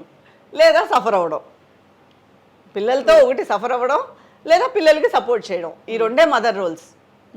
హీరోయిన్గా అలా కాదు, తను కష్టపడిన విధానం, తను పైకి వచ్చిన విధానం, తను ఎవరికి ఏ ఇంట్లోకి వెళ్తుందని తనకి వేరే సో మెనీ సిచ్యువేషన్స్ ఏర్పడతాయి. ట్రూ. అందుకని అప్పుడు మనకి దూరంగా వెళ్ళి మంచి కథ చేయాలని అనిపిస్తుంది, ఎంత దూరమైనా పర్వాలేదు. మదర్ అన్నప్పుడు ఎక్కడైనా ఓకే, సరే ఓకే, ఇక్కడే మనకి ఫుల్ ఆఫర్స్ ఉన్నప్పుడు అంత దూరం. పైగా ఏంటంటే మలయాళం వెళ్ళి అక్కడ మనకి ఫుడ్ చాలా కష్టం. మలయాళం ఫుడ్ నేను ఎప్పుడు 10 ఏళ్ళు ఉన్నా కూడా నా ఫుడ్ నేను చేసుకొని తిన్నా. వాళ్ళ ఫుడ్ నేను ఎప్పుడు తినలేదు. బేసిక్గా నేను వెజిటేరియన్. సో వాళ్ళు అక్కడ పొద్దున్న లేచి నాన్ వెజ్ తింటారు, టిఫిన్కే వాళ్ళు నాన్ వెజ్ తింటారు. అవును. సో అక్కడ పొద్దున్న లేవగానే పరోటా, బీఫ్ అక్కడ మస్ట్గా ఉంటుంది. సో నేను అప్పుడైతే కుక్కరు, ఇల్లు, నాకు ఒక ఇల్లు ఇచ్చేవారు, నా వెనకాల మా అమ్మ వచ్చేవారు, లేకపోతే ఎవరో ఒకళ్ళు వచ్చి నాకు హోటల్ నుంచి నా ఫుడ్ అది చూసుకునేవారు. నాకు అంత ప్యాంపరింగ్ ఉండేది. సమయానికి తినమ్మా అనేదో ఫ్రూట్స్ ఇవ్వడము, జ్యూస్ ఇవ్వడము, లేకపోతే ఫుడ్ తెచ్చి ఆర్యాస్ అనేది ఉండేది వెజిటేరియన్ హోటల్, అక్కడి నుంచి. ఇవన్నీ ఇప్పుడు ప్రొడక్షన్ వాళ్ళు ఎందుకు చేస్తారు? అవును. సో ఇప్పుడు వాళ్ళని వెళ్ళి వాళ్ళనంత ఇబ్బంది పెట్టే కన్నా ఈ రోల్లో బెస్ట్ మనం ఇక్కడ చేసుకోవడమే బెటర్. ఎగ్ కూడా తినరా? ఎగ్ ఒకసారి ట్రై చేశాను కానీ నాకు పెద్ద ఇంట్రెస్ట్ అనిపించలేదు. నచ్చలేదా? అంటే ఇంట్రెస్ట్గా తిందాము అనే ఆ ఫీల్ కలగలేదు. సో యూజువల్గా మీ డే షెడ్యూల్ ఎలా ఉంటుంది? ఏం తింటారు? సీరియల్ సంబంధించినంత డే షెడ్యూల్ అడగండి, వాళ్ళ కోసమే పుట్టాం మేము. డే షెడ్యూల్ ఎవరిని అడిగినా కూడా ఒకటే చెప్తారు, పొద్దున్నే లేదు అమ్మో టైం అయిపోయిందా, గట్టిగా కూర్చొని కాఫీ తాగి 10 నిమిషాలు మాట్లాడడానికి కూడా టైం ఉండదు ఇంట్లో వాళ్ళతో. పొద్దున్న లేవగానే ఇంకా అసలు మా ఫుడ్ మేము చేసుకొని వెళ్తున్నప్పుడు అయితే ఇంకా మరీ కుకింగ్ మేమే చేసుకొని ఏదో ఒక ఫుడ్, ఎందుకంటే డైలీ ప్రొడక్షన్ ఫుడ్ ఎలా తినగలుగుతారు? తినలేరు. బాడీ ఇప్పుడు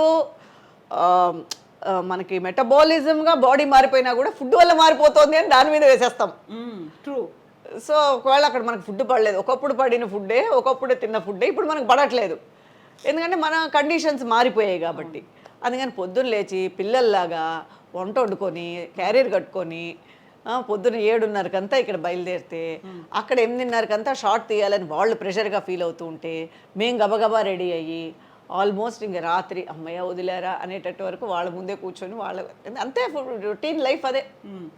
ఎప్పుడైనా అనుకుంటా ఒక 10 రోజులు వెకేషన్స్ ప్లాన్ చేయాలి, అక్కడికి వెళ్ళాలి ఇక్కడికి వెళ్ళాలి అని. ఇప్పుడు కూడా అమెరికా వెళ్దామని ప్లానింగ్లో ఉన్నాము, కానీ వదలట్లేదా? నేను అన్నా అప్పటికి ఒక 2-3 మంత్స్ టైం ఇవ్వండి, 2 మంత్స్ గ్యాప్ ఇవ్వండి, నేను వెళ్ళి వస్తానంటే అయిపోతుందమ్మా. ఇప్పటికి 1300 అయింది ఎపిసోడ్ లేదు. ఓ, సో అయిపోతుందమ్మా, చూద్దాము, అయిపోగానే ప్లాన్ చేయండి. 1300 అంటే 3 ఏళ్ల నుంచి కంటిన్యూ అవుతుంది. 4 ఏళ్ళు అయిపోయింది. సో చూద్దామమ్మా, జస్ట్ ఇప్పుడైతే కొంచెం కష్టము, ఎందుకంటే కథ మీ మీదే పోతుంది. అండ్ వాళ్ళు మనం లేదా కథే లేనట్టుగా వాళ్ళు మనకు చెప్తారు. సో టోటల్గా మీ మీదే పోతుంది కదా, అందుకని ఇప్పుడు నిజం కూడా యాక్చువల్గా అది ఫ్యామిలీ సబ్జెక్ట్ అనమాట. టోటల్గా మదర్ ఉండాలి, ఇంటికి పెద్ద దిక్కు మదరే. ఇంటి మదర్ లేకపోతే ప్రతిరోజు కనిపించాల్సిందే. మెయిన్ ఇంట్లో మదర్ లేకపోతే అంతా చిన్న చిన్న పిల్లలుగా ఉంటారు, అంటే ఒక ఫుల్ఫిల్నెస్ ఉండదు ఫ్యామిలీ. అందుకని సరే ఇంకా తప్పదని చెప్పి ఇది అయిన తర్వాత ప్లాన్ చేద్దామని అనుకుంటూ ఉన్నాను. సో ఎక్సర్సైజెస్, వాకింగ్లో, జిమ్. వాకింగ్ ఏటికి ఎదురు చేసినట్టుగా చేస్తూ ఉంటాం, నెలకు చెయ్యాలి అని. చెయ్యాలి అనుకునేలోపు కొన్ని రోజులు మిస్ అయిపోతుంది, కానీ స్ట్రిక్ట్గా చేసేవాళ్ళు కూడా ఉన్నారండి. నేను అందులో సోంబేరి, మనం కొంచెం అంత సిన్సియర్ కాదు, కానీ సిన్సియర్గా చేసేవాళ్ళు కూడా ఉన్నారు. కొంతమంది ఆర్టిస్టులు 4ంటికి లేచిపోయి కష్టపడి, మరి అంత కష్టం చేయలేను నేను. డే అంతా అక్కడే గడిచిపోతుంది, పడుకోవాలి. అమ్మో మనకు నిద్ర ముఖ్యం అని చెప్పి 6ంటికి 5:30కి కానీ 5ంటికి కానీ తక్కువగా లేవం. లేచిన వెంటనే మనకి అయ్యో క్యారియర్ ఫుడ్ లేకపోతే కష్టం, అక్కడ ఫుడ్ చేసుకోవాలి ముందని ఫుడ్, అలా అలా అలా అలా అలా ఎక్కడ ఎస్కేప్ అయిపోతాం, ఎక్సర్సైజ్ దగ్గర ఎస్కేప్ అయిపోతాం. అంతే, అదొకటి మైనస్. మనమే చెప్పుకుంటాం, అయ్యో అందుకని చేయలేదు, లేకపోతే నువ్వు చాలా సిన్సియర్ చేసేసి ఉంటావు. అవును, వచ్చేసరికి లేట్ నైట్ అయిపోతుంది, చాలా అస్సలు కాళ్ళు నొప్పులు. ఈ మధ్య అయితే అసలు కాళ్ళు నొప్పులు ఎక్కువ అయిపోతున్నాయి అని చెప్పేసి పడుకోవడం. నెలకి ఎక్స్క్యూజెస్ ఎక్కువైపోయి చాలా మినిమల్ అయిపోతుంది. అలా ఉండకూడదు, నెక్స్ట్ నుంచి అయినా ట్రై చేస్తాను అలా ఉండకుండా ఉండడానికి. ప్రస్తుతానికైతే అలా ఎస్కేప్ అయిపోతున్నాం. ఇంకో సీరియల్లో మదర్ రోల్ రాకుండా ఉంటే ఇంకోటి ఏదైనా నేను అలాగే అనుకుంటాను. ఇది అయిపోయిన తర్వాత మనకని ఒక 15 days పెట్టుకుందాం, మనం టైం టేబుల్ కరెక్ట్గా, మన ఎక్సర్సైజ్ కరెక్ట్గా మనం చేద్దాం అనుకునేసరికి ఎవరో ఒకళ్ళు కథ చెప్తారు, బాగుంటుందని మీరే చేయాలని కదా, మనమే చేస్తే బాగుంటుంది కదా, సరే అయితే ఇది చేద్దాం అది చేద్దాం, ఎక్సర్సైజ్ చేసి అది కరెక్ట్గా చేసేద్దాం అని షాపింగ్కి వెళ్ళి 4 టీ-షర్ట్లు, 4 పైజామాలు, షూస్ అన్నీ కొని పెట్టుకోవడంతో కరెక్ట్గా ఉంటుంది. ఆ తర్వాత రేపటి నుంచి ఇంకా రేపు రావట్లేదు.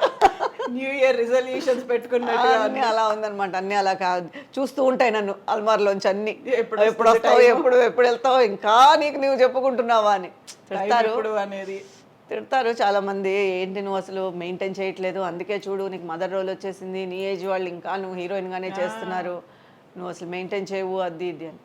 మనకి ఎక్కడ ఏం రాసి ఉంటే అది వస్తుంది అని చెప్పేసి గమ్మనం. కానీ మెయింటైన్ చేయాలి యాజ్ ఏ ఆర్టిస్ట్గా, అవన్నీ మెయింటైన్. ఇప్పుడు ఆర్టిస్ట్ కాకపోయినా కూడా మెయింటైన్ చేయాలి, నాలాగా ఎవరు ఉండకూడదు, బాగా చేసుకోవాలి అందరూ. ఇన్నేళ్లలో 25 ఏళ్లలో మీరు సంపాదించిన ఆస్తులు ఎక్కువ, మీ హస్బెండ్ ఆస్తులు ఎక్కువ అంటే ఏం చెప్తారు? ఆస్తి మీద పెద్ద కాన్సన్ట్రేట్ చేయలేదు. ఆస్తులు అనేది ఎక్కువ తక్కువ అనేది తెలియలేదు నాకే.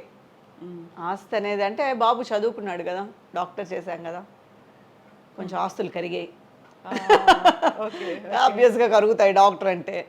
సో ఓకే, దేవుడు పెట్టింది కొంచెం ఉంది అక్కడ. వెనకేసుకోవాలి అనే ఆలోచన రాలేదు ఇంకా? అంటే వెనకేసుకున్నది తక్కువనే చెప్పాలి, ఖర్చు పెట్టింది ఎక్కువ. ఓకే.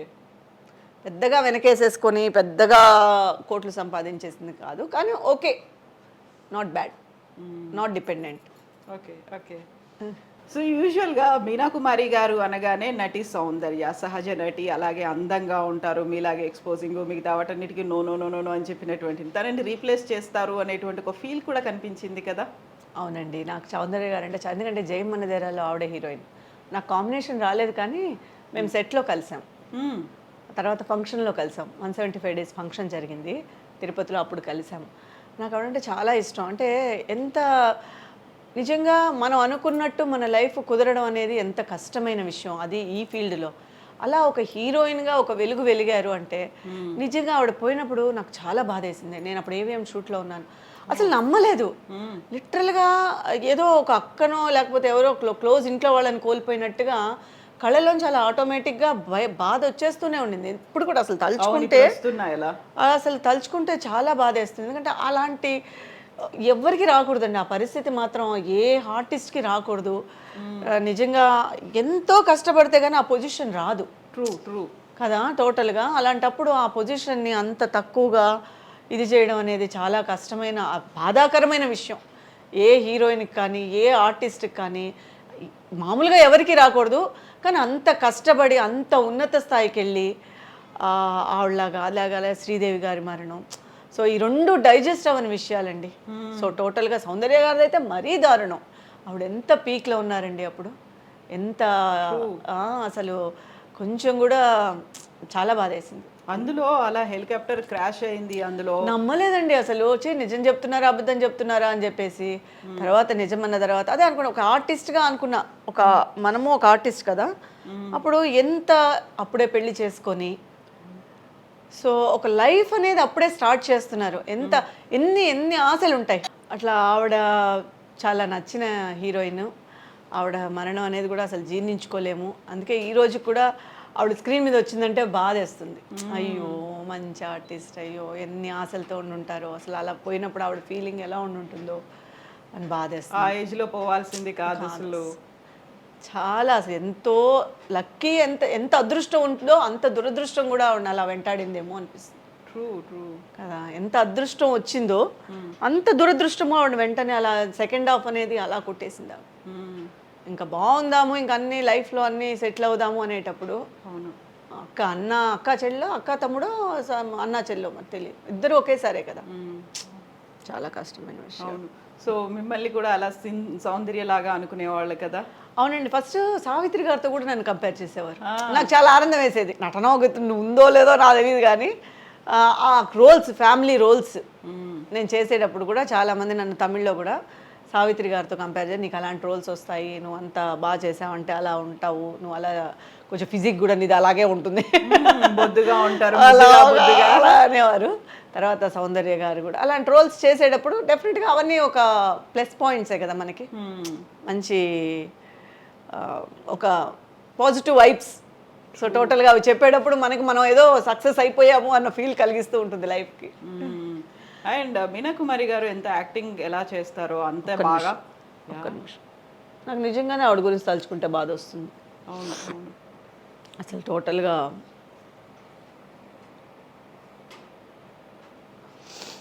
సారీ, ఇన్నేళ్ళు అయింది దూరం అయిపోయి, అయినప్పటికీ కూడా ఆల్మోస్ట్ ఒక 21 years అవుతున్నట్టుంది తను మనకు దూరం. అదే యాజ్ ఆర్టిస్ట్గా ఆలోచిస్తున్నప్పుడు ఏదో ఒక ప్రేక్షకురాలుగాను హీరోయిన్ గాను మరి నాకు తెలియదు, కానీ అది ఎందుకో చాలా ఎమోషన్ అయిపోతాం. అలా ఆ సిచ్యువేషన్ ఒక ఆర్టిస్ట్కి వచ్చింది అంటే. అలాగే సిల్క్ స్మిత గారు ఈ సూసైడ్ చేసుకుని అసలు ఎలా అనేదే పాపం అర్ధాంతరంగా దూరం అయిపోవడం అనేది జీర్ణించుకోలేకపోతాం చాలా మంది ఆర్టిస్టులు. ట్రూ. అలాంటప్పుడు ఈ ఫీల్డ్ మీద భయం వేస్తుంది. ఏంటి ఈ ఫీల్డ్ అలా ఎంత మనకి స్టార్డమ్ ఇస్తుందో అంతకంత కిందకి తోసేస్తుందామని. మనం అప్పుడు నార్మల్ లైఫ్ జీవించడం బెటర్ కదా దీనికన్నా, ఈ స్టార్డమ్ ఎందుకు, ఇలా కిందకు తోసేయడం ఎందుకు అని ఒక్కొక్కసారి చాలాసార్లు అనిపించింది కూడా. మనం ఎలా ఉంటాము, మన ఫ్యూచర్ ఎలా ఉంటుంది, ఏమవుతుంది అలా ఉండకూడదు. సరే చూద్దాము, ఎలా మనకి ఏది రాసిందో తెలియదు కదా అని అలాంటివన్నీ విన్నప్పుడు ఒకలాగా ఒళ్ళు గగురు పొడుస్తుంది. అయ్యో ఈ ఫీల్డ్ మీద భయం వేస్తుంది.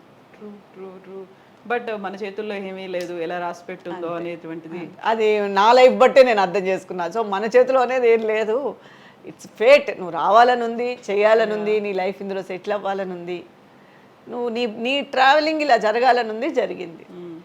అలా ముందుకు వెళ్ళిపోవడమే ఇంకంతే. మీనా కుమారి గారు ఎంత బాగా యాక్టింగ్ చేస్తారో అంత బాగా వంట కూడా చేస్తారనేది.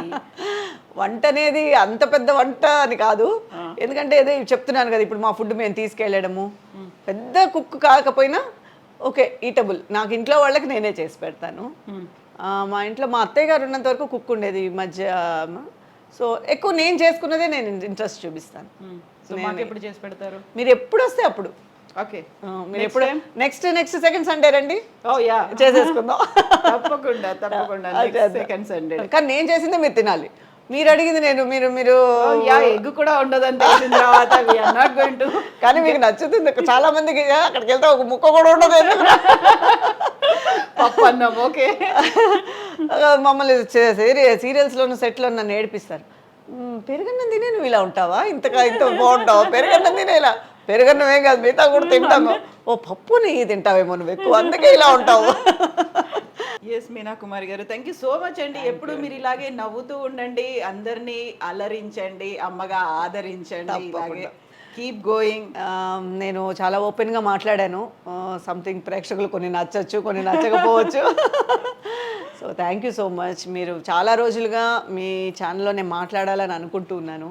ఈరోజు ఇలా కుదిరింది. నా కోసం ఇంత దూరం వచ్చి మీరు నన్ను ఐ డ్రీమ్స్ ప్రేక్షకులకి పరిచయం చేసి నా మనసులో ఉండేదంతా చెప్పి వాళ్ళతో నేను షేర్ చేసుకున్నందుకు నాకు చాలా హ్యాపీగా ఉంది. కుదరడం కూడా మీరు ఆ గ్యాప్ ఏదైతే ఉందో ఆ గ్యాప్ లో మాకు ఇచ్చారు షెడ్యూల్ పెట్టుకోమని, లేకపోతే రోజైతే కుదరదు ఇంకా. అంటే ఎందుకంటే మీరు కరెక్ట్ గా పాపం లొకేషన్కి వచ్చి కష్టపడతారేమో, వాళ్ళేమో వదలరు, ఇంత టైం దొరకదు, ఫ్లో ఉండదు. మనకి మనసులో చెప్పుకునేటప్పుడు ఒక ఫ్లో వచ్చింది అనుకోండి, మన బాధ కానీ మన సంతోషం కానీ అలా చెప్పేసుకుంటూ ఉంటాము. ఒక షార్ట్ షార్ట్ రెడీ అని అంటే మీకు కష్టంగా ఉంటుంది. సో సెకండ్ సండే అనేది చెన్నైలో మాకు ఫ్రీ టైం అనమాట. సో మ్యాక్సిమం షూటింగ్స్ ఉండవు. అలా చేయాలంటే వాళ్ళు డబుల్ బేటాలు ఇచ్చి చేయాలి. ఒక టెక్నీషియన్స్గా 1000 రూపాయలు ఇచ్చేది 2000 ఇచ్చి చేయాలి ఆ రోజు ఎమర్జెన్సీ అంటే. మ్యాక్సిమం సెకండ్ సండే ఉండదు. సో అందుకని మీతో మాకు టైం ఇచ్చారు, ఓపెన్గా మాట్లాడదాము, ఓపెన్గా ఉందాము అని. Thank you so much. Thank you so much. Thank you, best wishes to you. Thank you.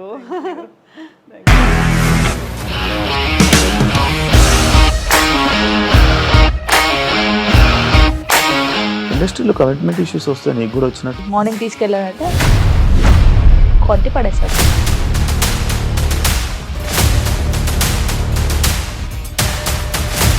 ఒక్కళ్ళు కూడా చూడలేదు ఈ సినిమా అని చెప్పడానికి కూడా చాలా ధైర్యం కావాలి. అది నిజం కదా, దాంట్లో ధైర్యం ఏంటి? ఇది నెక్స్ట్ డే ప్లేట్ మార్చేస్తే తప్పు కదా. As of now we're comfortable this అని నేను అనుకుంటున్నాను. రష్మిక గారిది మీది ఒకే ఊరంట కదా? నీకు కోపం వచ్చిందంటే బాగా తిట్టేత్తరా? తిట్టేద్దామండి. నిజంగా గేమ్ ని ఎలా చేంజ్ చేయగలిగారు? ఏపీఎస్ఎఫ్సి వాళ్ళకి 6 నెలల్లో నేను 6 లక్షలు కట్టా. బిజినెస్ చేయాలనుకుంటే it is as difficult as riding a tiger.